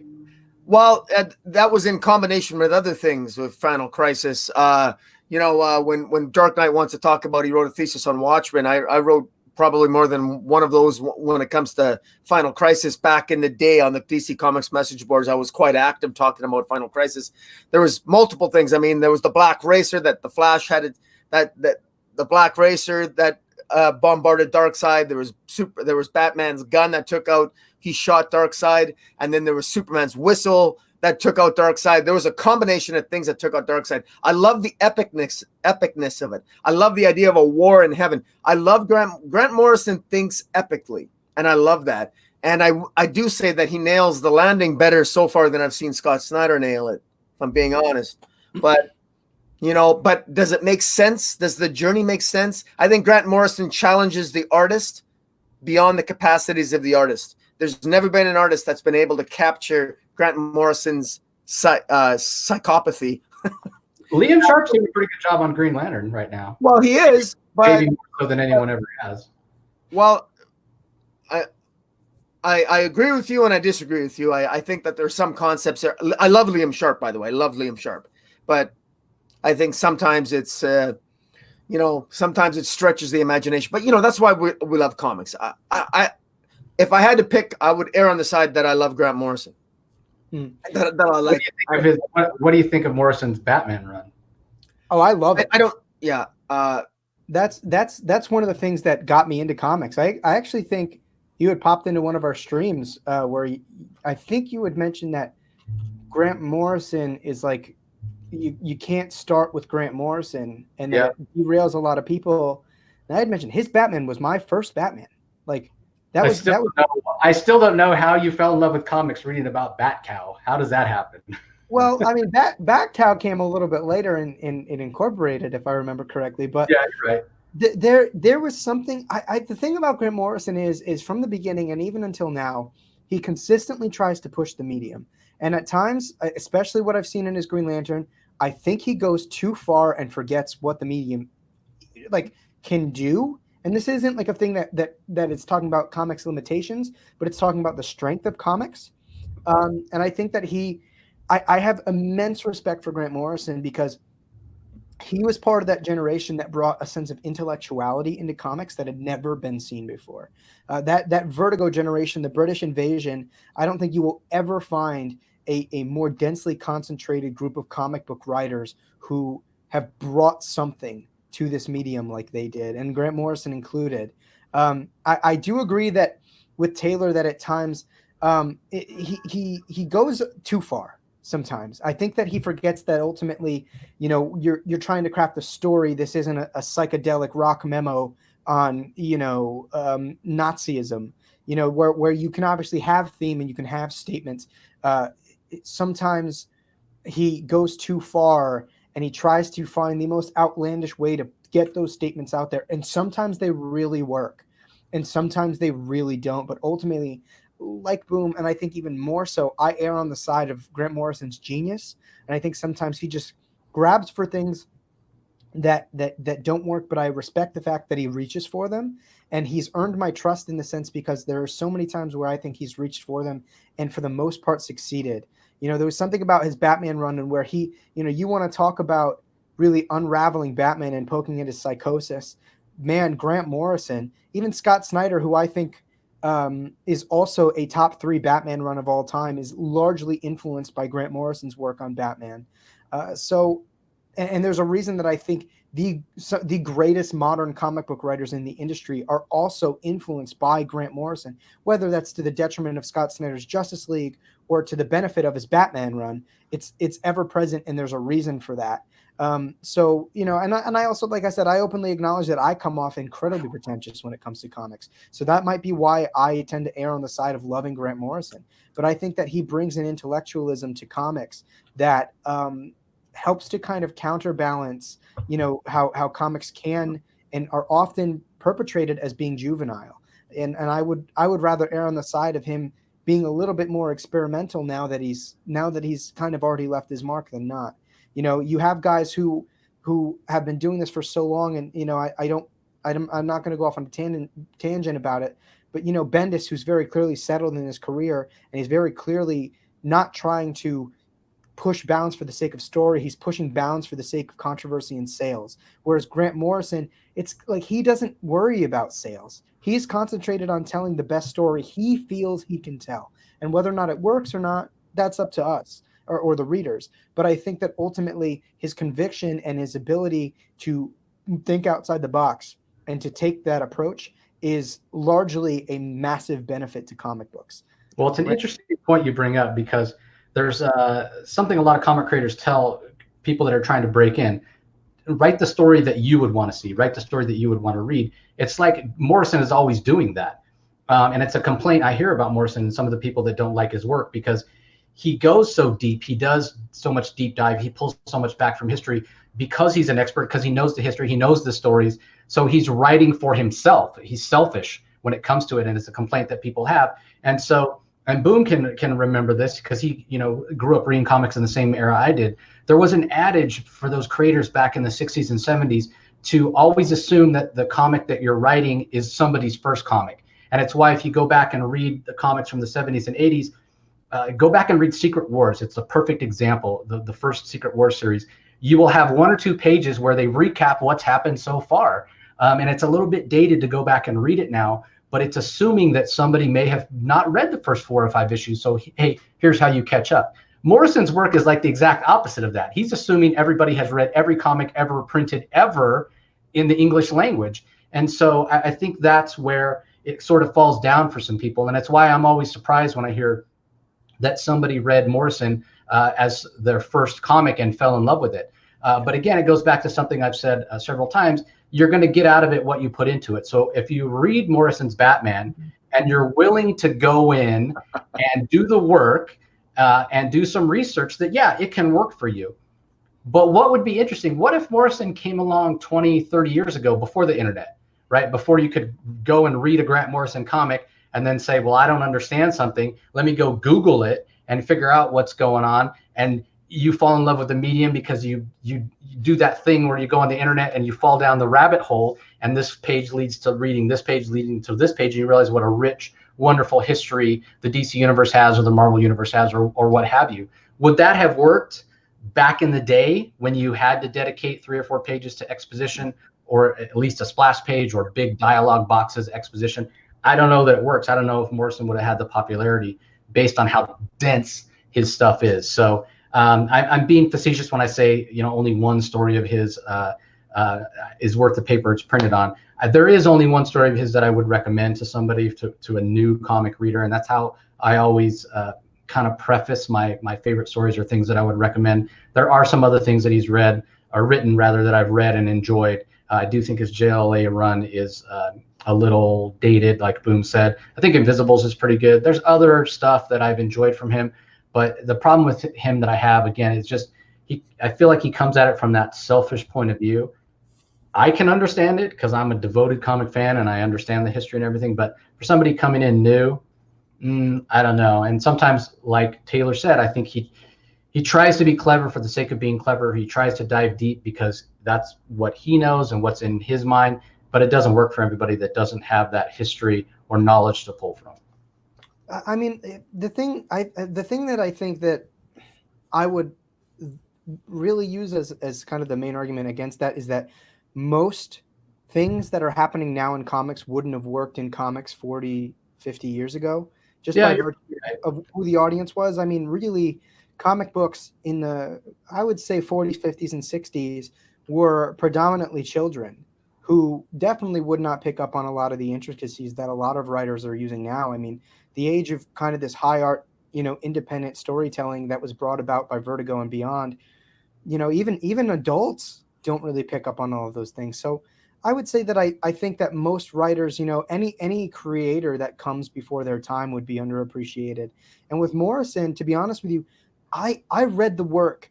I didn't really do research. Like, I actually learned to appreciate his Batman run in particular even more once I became more of a comic book fan. For example, like the concept of Batman Zur-En-Arrh, I just thought was a really interesting mechanism to explore Bruce Wayne and Batman and the psyche of Batman.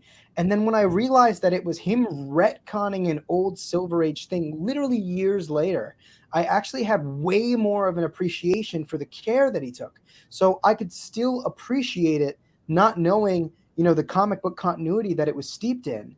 And it kind of allowed me to double down on my appreciation later, because I realized, wow, like he's really taking the time to modernize some of these old concepts that are either outdated or a little bit outlandish, and trying to give them a plausibility under the modern landscape of comics. You know, there's something about, for example, his handling of the original Kate Kane, right? And how, you know, she existed, but she's actually been kind of watching over Bruce for years and years and years and years. And it adds I think, a level of credibility to these older comic book stories that without reading Morrison, me as a modern reader, I don't think I would appreciate at all, just to be plain.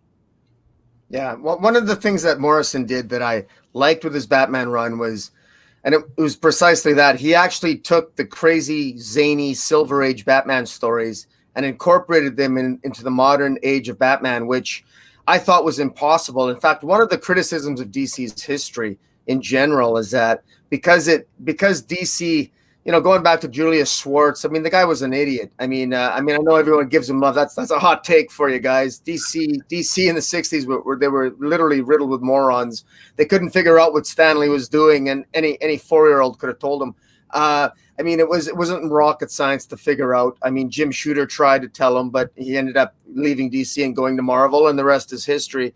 And there was a reason why the Silver Age back market for DC doesn't sell as high sales as Marvel back issues, because the DC back issues, nobody wants them because they're stupid stories, they're fantasy stories, they're crazy Silver Age stories. And again, I'm giving you the Coles Notes version here, my point of view. But the bottom line is they were just really dumb stories. They were dumb. They really were written for dumb people. I shouldn't say dumb people, because I was one of those dumb people. I was dumb. Call me dumb. I loved it. I loved reading that fantastical stuff. I was a DC guy, but I have to admit, as I'm older and I look back, I regret the fact that almost 90% of what, if any comic book written by DC in the 1960s is never referenced at all in a DC story or continuity. Almost never.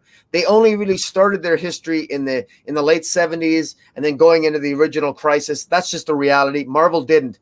I like Grant Morrison. He said, let's have some fun. Let's go back into the crazy age and incorporate some of it. And, honestly, if I'm, he had some interesting takes. I wasn't a big fan. I thought most of his Batman run, I really thought his execution was really bad. I didn't think it was very good. I really didn't think it was good. But most of the people who explain to me what happened in the issues do so by reference to interviews with Morrison, not with actual reference to the comic book. I love talking to pretentious people that don't actually read the comic, but will tell me what the comic meant, but it's not. There's no evidence of what they're talking about actually in the comic. That's a Grant Morrison comic. That's Grant Morrison's Batman run. A lot of it is that never happened in the comic. Grant Morrison said it happened in the interview, but it's sort of like if Donald Trump tells you that the sky is red, are you going to believe him? Of course not. The sky's blue. Just because a writer says it happens in the story, you go to the story. And if it's not in the story, I don't care what the writer said. The writer is lying or he's wishful thinking. Yeah. That's my fear. That's my opposite take. And I know I'm being paradoxical here, but I love Grant Morrison and I hate Grant Morrison. The part of me that hates Grant Morrison is the one that, he explains what happened, and I go and read the comic and I don't know what the hell he's talking about. That's his Batman run to me. It's kind of similar to what I was saying about Scott Snyder. I think maybe some of these things end up on the cutting room floor because of space issues. I don't know Grant. I've seen him at cons. I've attended a few of his panels, but I've never met him. I've never spoke to him personally, so I can't say like I can with Scott about how I know it's a space issue. But I'm kind of assuming that it is. But for me, that's what I dislike the most about Morrison's run, because I agree with Boom. I like the fact that he pulled in some of the crazy zany ideas. That was really cool to see, even though sometimes I think he goes too far, and even I don't know what he's referencing. But pacing and just things missing. So many times in his Batman run, you read a page and the bottom panel on the right is Batman and Damian are in the Batcave, and then you turn the page and they've been somewhere all the way around the world, and they've been there for 3 or 4 days, and we're learning what they did through word balloons, and it's so jarring. That's what I don't like about more, and that's just an example of what I'm talking about, where it's just choppy. It just doesn't flow. Yeah.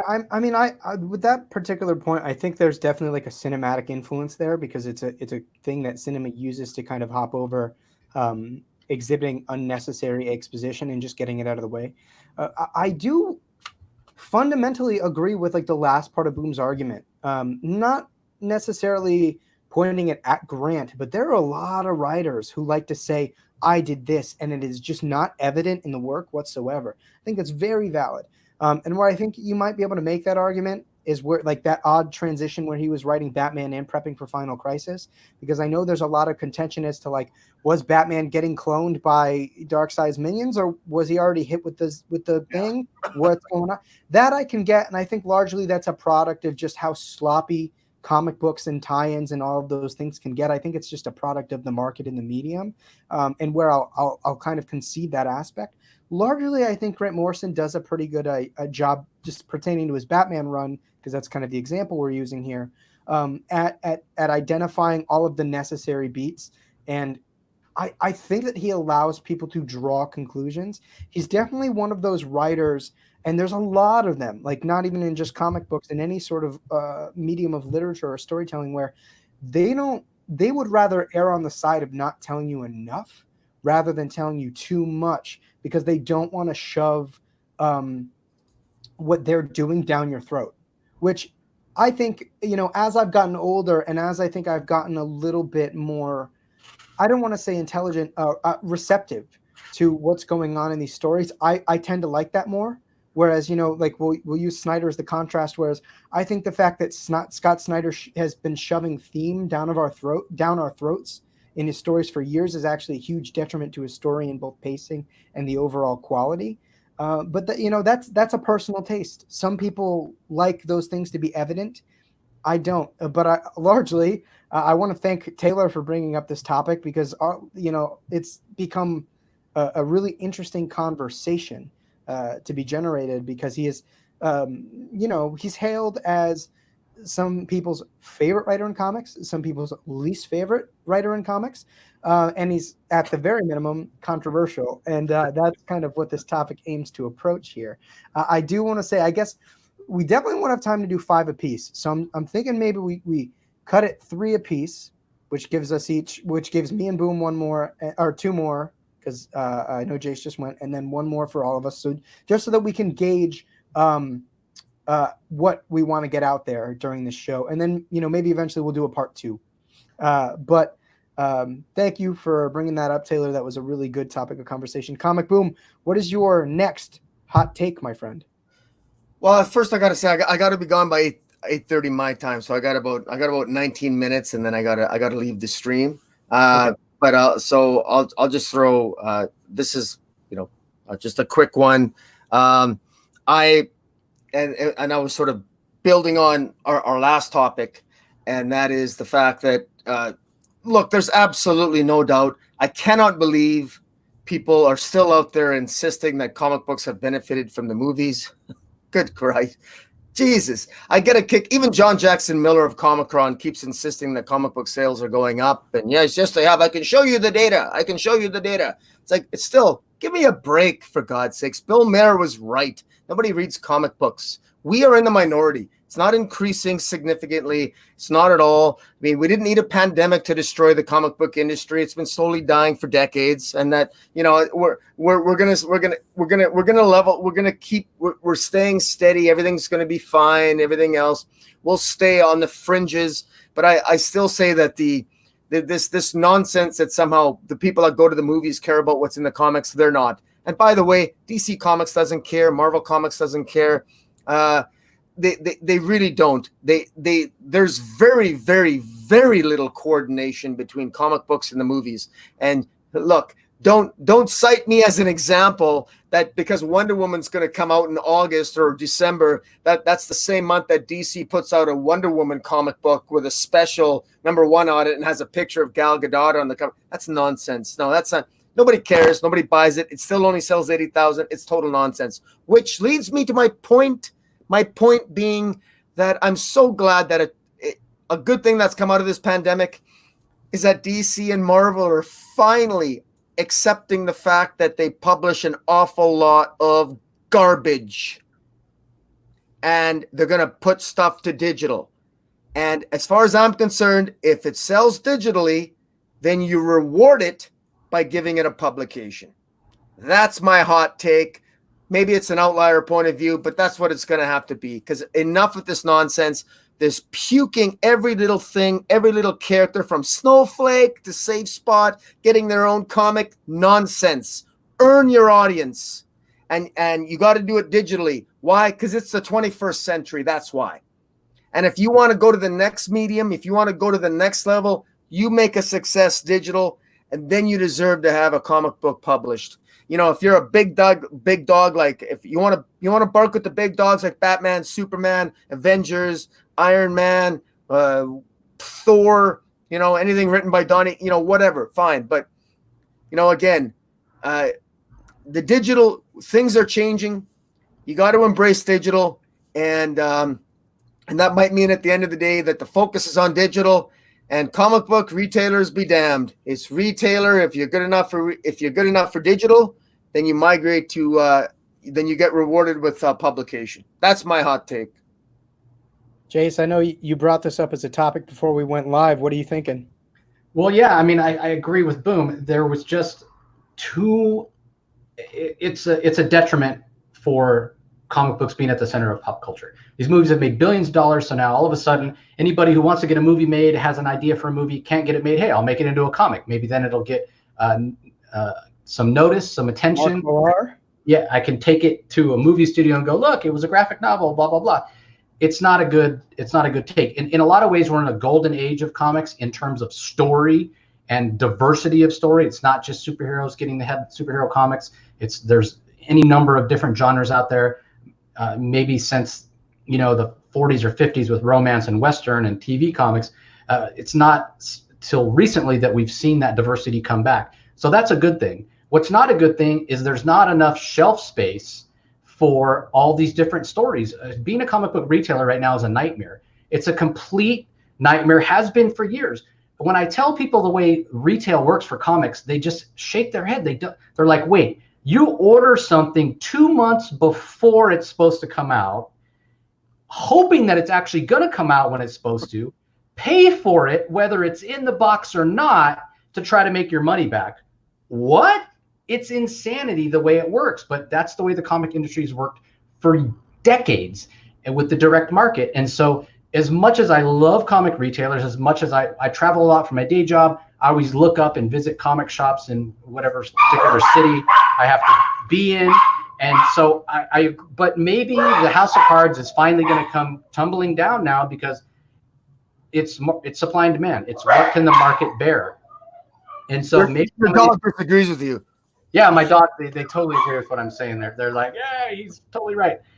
But yeah, so unfortunately, maybe the industry and the amount of readers don't support the number of retailers that are out there.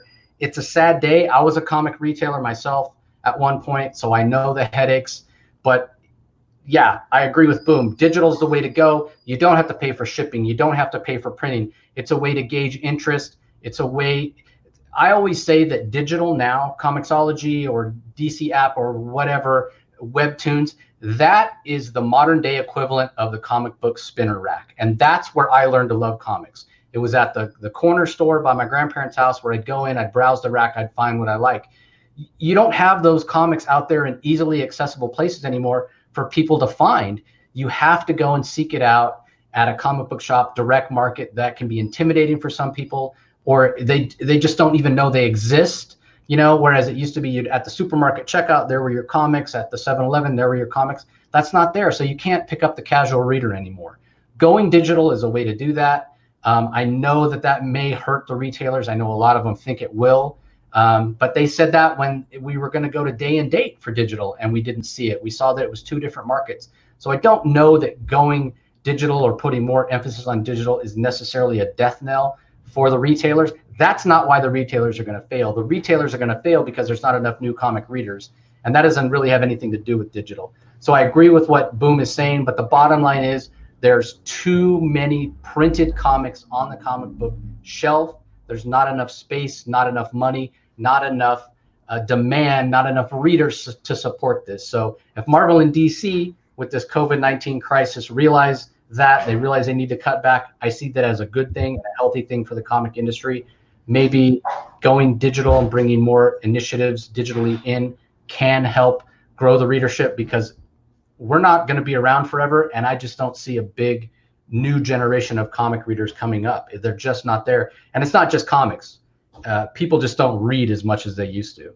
They'd rather consume content on a screen. So maybe it's comics with a little bit of motion, motion comics as they're called, or Webtoon is a vertical scroll that gives a somewhat of a impression of motion without actually having it animated.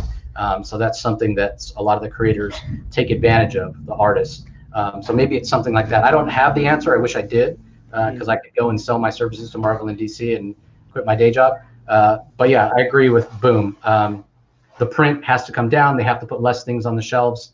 Digital's the answer if they still want to put these stories out there. And yeah, like when I read something digitally, because I don't buy everything, I simply can't afford it. I've got 26,000 books. I'm literally running out of space.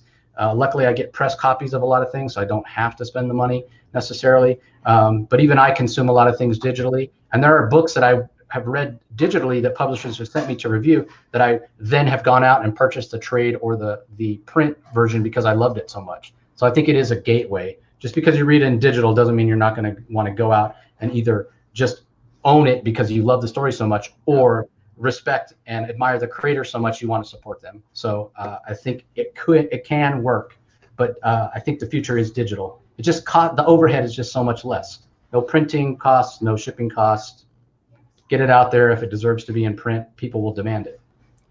Yeah, I mean, ultimately, I can't disagree with either one of you, to be completely honest. Like the feasibility of digital is so much higher than the physical market. I mean, selfishly, I prefer physical media, and I prefer absorbing physical media, but I can't deny the accessibility of digital and how much easier it makes it to expose people to those books. You know, especially on an international front.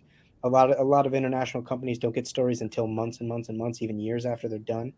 And I think that, you know, the strongest comic book stores will survive, you know, and I've said this before, a lot of comic book shop owners aren't business people, they're comic book fans. Yep. And to be honest with you, it is a business market. Like capitalism in the United States in particular doesn't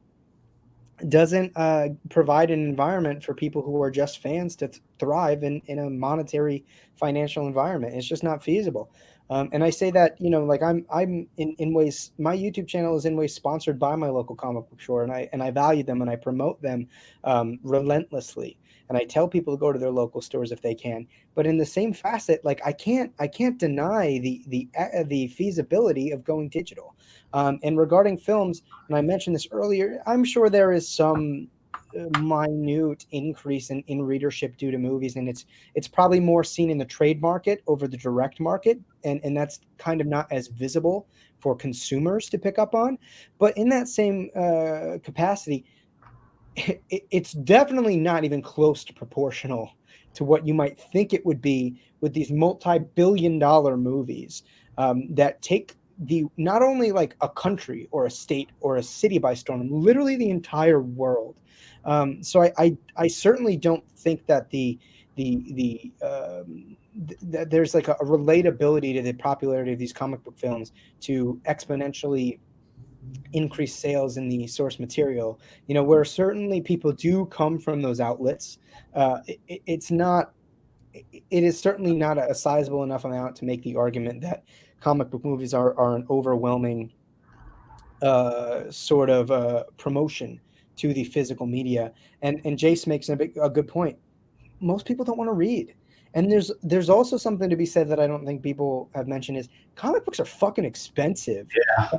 Why would I get an hour at most out of 3 comic books for $3.99 when I can go get Netflix for the same amount of money? And, you know, there's something to be said about the financial situation and the ability to do that. But comic books are expensive, man. And it just the because of that, it just makes it really difficult for somebody to feel validated by not only being a collector but being a fan. Like I can see why some people just buy Marvel Unlimited or just buy the DC Universe app for the comics because it's so much more feasible. You know what I mean? Like you know, as a college student, you know, I was fortunate enough to be working for a long time and to be working jobs that paid me pretty well for someone my age. So I was able to be buying an amount of comics that far exceeded any of my utilities for the month. But, you know, now with the virus, for example, I know that I have to cut down. I know that there are books that are on the chopping block. And by virtue of the fact that they're so expensive and you're not really getting an equitable amount of story per dollar, I have less and less of a problem with that. So while I'm reluctant to say it, I agree 100%. And I really do hope that this virus teaches Marvel and DC to scale down on the amount of stories and focus on the quality. Whether or not they do it, who knows? And it's interesting because I think that those things are what drives veteran comic book fans either completely away from the big two or completely away from the medium as a whole, which is unfortunate. The longer I read comics, the more and more I start dropping big two comics for independent comics that I feel are going to be more worth my money. Even if I'm not getting the page space per dollar, I know I'm getting more quality per dollar at the bare minimum rather than quantity. So yeah, I think it's a very good. I think it's a good point, and I'm reluctant to say that I cannot disagree with you whatsoever. I wish it were the opposite case, but in truth, it's not. So Yeah, I want Knight to be able to get back to his last point before we have to close up here. I think he gets one more. But the one last thing that I'll mention about digital is we talk about not enough new readers in the comic industry. The numbers aren't great. Look at the numbers for pirated books if you want to talk about expense. They're, I don't condone piracy in any way, shape, or form, but there are people that want to read these stories, but they're just too damn expensive. So going digital and lowering the price, I think you'd get some of those people that would be willing to support digital and have the means to support digital when they can't support a $4.99 book or a $3.99 book, but they could spend 99 cents or $1.99. Yeah. And I just a final note before I have to leave here, unfortunately, but I will say this. I think that the digital platform should be able to provide more than what the comic book does. I think there's no excuse. For example, there's photography apps that create the illusion of 3D in imagery. Why don't we have the illusion of 3D imagery in a comic book digital platform? I don't think I'm sorry, but I'm going to be very hard on all the comic book publishers here. I think that their presentation of their digital platform of their comics should be substantially better than it is. I think they should take advantage of technology, create more 3D effects. They should create more. There's no reason why they should have more available in a digital platform than you can get if you're going to buy the physical copy. And I don't think they're taking enough advantage of the technology. But if they insist that they are, I think that technology as it improves, I think we're going to be seeing more of like quasi motion comics on a regular basis. It shouldn't be. It should be. They got to up their game digitally, technologically. That's what they're not doing, because they keep maintaining the old school. We all love how the artist says, "Well, I don't draw on my iPad. No, I'm old school." And we old guys like me. Oh yeah, that's great. Guy draws with his pencil still and his pen. Great. No, that's not the future, guys. Future is, if you're an artist and you're not drawing on an iPad, if you don't have the upgrade on technology, you got to be at the top of your game. You got to advance with technology, or you're going to be left behind. The comic book industry is not bad. It's getting better, but it's got to move faster, and it's got to remember what it's competing against, and it's losing in case, everyone sees the elephant in the room, and we're losing the battle. My daughter, I got a loft here filled with comic books, and my daughter could give a rat's ass. She's down there on her iPad listening to Peppa Pig. I mean, when I was her age, I was surrounded by comic books, and that breaks my heart. I wish one of the two of you would have disagreed with me and convinced me. I was looking forward to that, but you both agree with me, and it breaks my heart. It's just sad. I mean, yeah, I will say, as far as motion comics go, digital comics, we mentioned Liam Sharp earlier. He founded quite a few years ago, I think 5 years ago, a company called Madefire, and they do exactly what Boom's talking about, where it's digital. Dave Gibbons did some original. Most of their stuff's original stuff, but I mean, you'll look at a page, a splash page, and it'll be 3D, and you can drag around and change the perspective of the page. So the technology is there; it exists, and there's already some comics that do take advantage of it. So Google Madefire and check it out, viewers, if you want to see the kind of thing that Boom's talking about. Well, I mean, I'll just appease Boom and disagree with one part of his argument here, just to give you a happy close. I think that by doing too much with the digital comic book experience, providing 3D, or going too far, deprives comic books of what makes them comic books. It deprives you of that sequentiality. It deprives you of the art that it takes to set up the page in that way. So I think that, sure, I mean, I don't fault anybody for wanting something like that, but I think that by doing that, you are inherently moving away from a comic book and starting to move towards film. You know, at that rate, it's just not a comic book anymore. To me, and it's maybe it's by virtue of the fact that I have been studying to be a comic book editor, but I have seriously come to appreciate what it takes and how these artists are able to establish a fluidity to their pace and to their narrative and to the visual kind of kineticism using two-dimensional images combined with page layouts and compositions. I think that is an art in and of itself.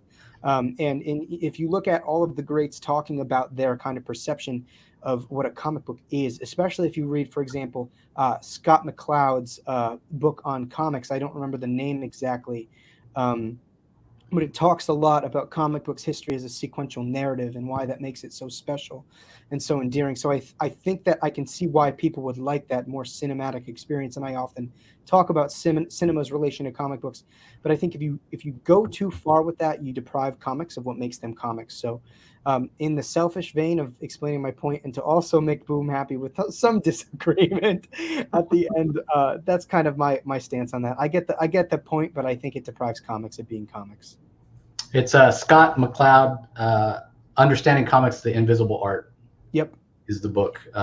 It's basically explains the technique of making comics in comic book form.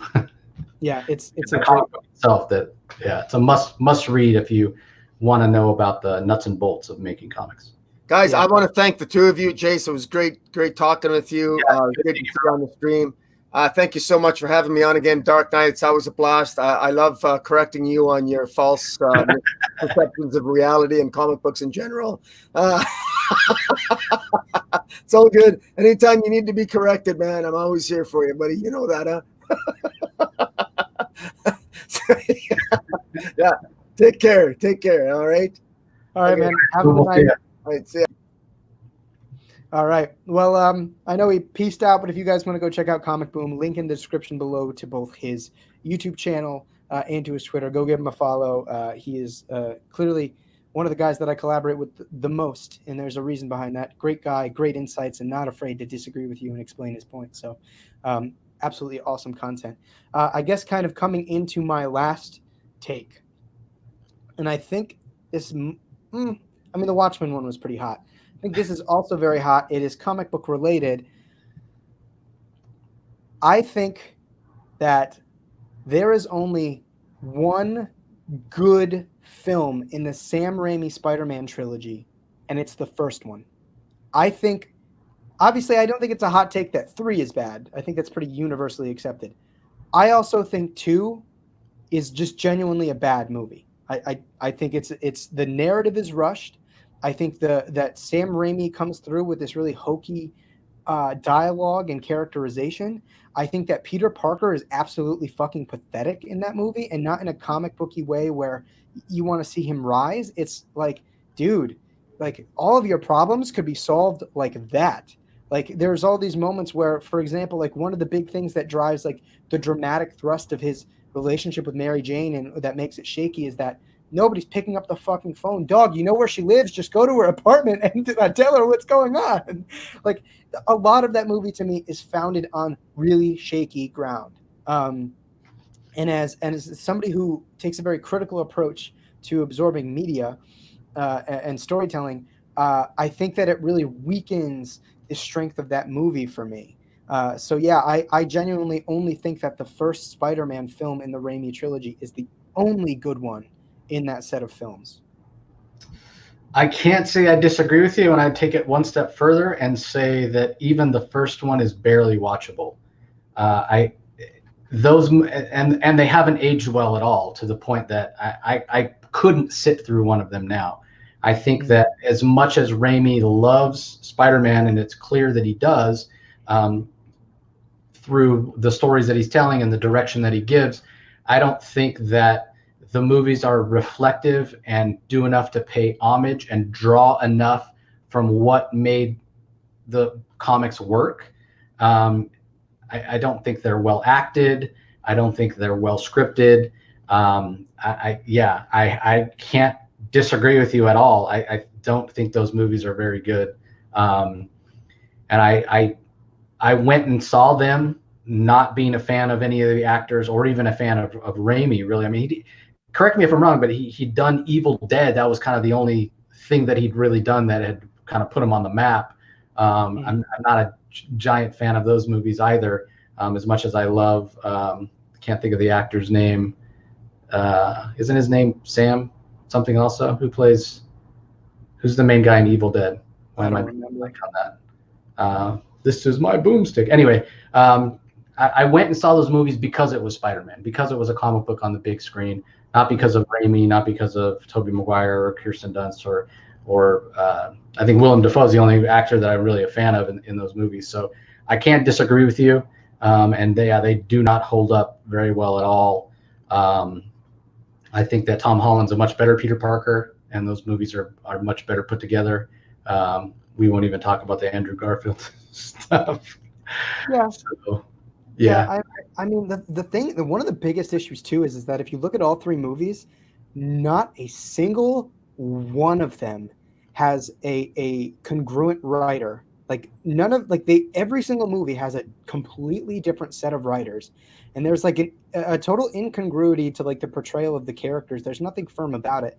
I recently I was like, let me go back and watch these movies because it's literally been years, and I did it around my birthday, and I could not stomach the second movie. And I remember going into this like, man, everybody touts this as one of the greatest comic book movies of all time, and I remember watching this and I was like, wow, there is a lot of bias to this kind of being like the first financially successful, set of comic book movies, because it is bad. Like the motive for Doc Ock is so hokey, and he's so like the kind of heartstrings that they try to pull on at the end with his redemption just do not follow through. They do not stick the landing on that. I don't care about him. He's a psychopath. I hate him. I hate Peter because he's whiny, and his issue with losing his powers is like, and they tried to echo that old like John Romita Sr. story so poorly. Like the him losing his powers is just him kind of being a bitch, and like if you want to have some deep philosophical kind of like access point to how powers are ultimately like a product of some sort of internal focus of the character, cool. But that was so poorly done.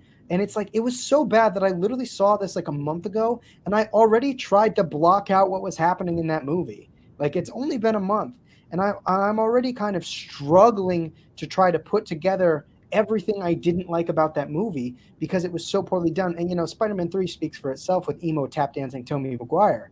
But it, the thing is that it goes too far in many ways. You can tell that Sam Raimi's like, this is a comic book movie, so therefore, like, the movie has to have the same flaws that like dated comic books have, and it's just like, no, like you can make a highly faithful film. Countless movies have shown that, but a lot of the time it's taking what cinema provides to the experience and making it work that way. You know what I mean? So I don't think on any level, and the hottest take about it is obviously me hating Spider-Man 2. I don't think that movie succeeds on really any level. I think the characters suck. I don't think they're anything close to the comics, but even if that weren't the case, they weren't even really close to the portrayals from the first film. Even at the end of the film, when they set up Spider-Man 3, because people like to totally blame Spider-Man 3, where does Harry get his psychosis from? Because Norman got it from crazy experimental drugs. He's just butthurt that his friend lied to him, and then he's suddenly seeing images in a mirror. Like, where are we getting these things from? We're just going from point to point to point to point, and nothing is developed. And if it is, it feels so incongruent and so unnatural and inorganic. It's just, honestly, Spider-Man 2 is a fucking bad movie. And I'm so glad to be talking to somebody for once who actually sees that, because I put that on, I think, like my Facebook, and everybody in their mind was like, yee, like having, like getting like legitimately butthurt about it. And I literally took the time to write these essays of replies like, these are all of the things that suck about this movie. And they were like, well, I still like it. I'm like, great, you can like it, but let's not call a shit a piece of gold. You know what I mean? Yeah, I agree with you 100%. Ant Dujar in the comments said Bruce Campbell. I can't believe I couldn't think of, Bruce Campbell. That's the guy we're trying to think of, Evil Dead, and great actor. But anyway, it's like you said, you can be faithful to the source material. You cannot be faithful to the source material. I don't know that makes a good movie or a bad movie necessarily. If you tell, just like we're talking about with comics, if you tell a good story, you're going to have a good movie. But there's so much goes into it: editing, sound, acting, directing. That movie fails on almost all the points. And even to your point, even though I don't even like the first one really, to your point, even the consistency from personality and motivations from the same characters played by the same actors from the first movie to the second movie isn't anything near where it should be. Mm-hmm. It's like you watch the first one, you immediately watch the second one, and you're like, wait, now why is that happening? How did that not? It just doesn't make sense. So, yeah, I mean, it's great. And I think that people do look at it with rose-colored glasses, being that it did really succeed financially and monetarily and helped lead into, the modern comic book movies on the big screen, which, we've talked about. Maybe that's not even a good thing. So maybe we have the Spider-Man movies to blame. I say that tongue in cheek. But one last thing I'll say about whiny Peter Parker, which, again, I'm not a big fan of Tobey Maguire, and then you add that whininess on top of it. It's like, didn't Sam Raimi see the Star Wars prequels? Didn't he know that didn't work? Didn't he realize how much that undermined the mythos of Darth Vader when we had whiny Hayden Christensen, and the entire Star Wars story could have been solved if somebody would have slapped him upside the head and said, hey, dude, bros before hoes? You could say the same thing about Peter Parker or Tobey Maguire in Spider-Man 2. Hey, bros before hoes, dude. Like, get with Harry and work this out. Because, it doesn't make sense. I mean, and how crazy is Harry? I lost a girl to my best friend. I'm going to go absolutely insane. Yeah, there's just so much to it. And the point that I know you had echoed from me is like where I really focus on the most is that even if, you're going to have a different portrayal and a different iteration of these characters in the films versus the comics, there should be a congruency, and there's just fucking not. The Peter Parker in Spider-Man 1, Spider-Man 2, and Spider-Man 3 are different characters. The Mary Jane Watson in Spider-Man 1, Spider-Man 2, and Spider-Man 3 are different characters. You could say that for so many of them. And it's such an issue. They change characters for drama. They're not using drama to change the characters. And that is a fundamental writing issue, dude. Like, I'm an amateur writer, and if I can tell you that, there's something wrong. You know what I mean? I often bring this point up when I'm critiquing these comics and when I'm critiquing story in general, because I take that analytical approach. And I am not a professional, and I don't claim to be the world's foremost opinion, but I always make the point that if somebody of my amateur status can pick apart the problems, you got problems. It should take somebody smarter than me to pull apart the issues in your story. So if that's the case, I think there's an issue there. And there's clearly a lot of issues in Spider-Man 2 if you pick it apart. Like I said, Spider-Man 1, it is a popcorn movie. It's not really insightful. It quotes famed Spider-Man moments and lines. And it can be something fun to watch, but ultimately, like as a and not even going as far as calling it like a piece of art that does this, that, and the other thing, but as a cohesive story, it fails. So yeah, hot take. Interesting to have somebody agree with me on that. So yeah, man. Yeah, I'm sure Boom would have disagreed. He would have talked about how it should have won Academy Awards and blah blah blah. Yeah, man. It's always a riot having him on because him and I fundamentally disagree on a lot, and I think it generates a lot of really interesting conversation. Because a lot of commentators, not even just in comics, like to hold themselves in an echo chamber, and I fucking hate it.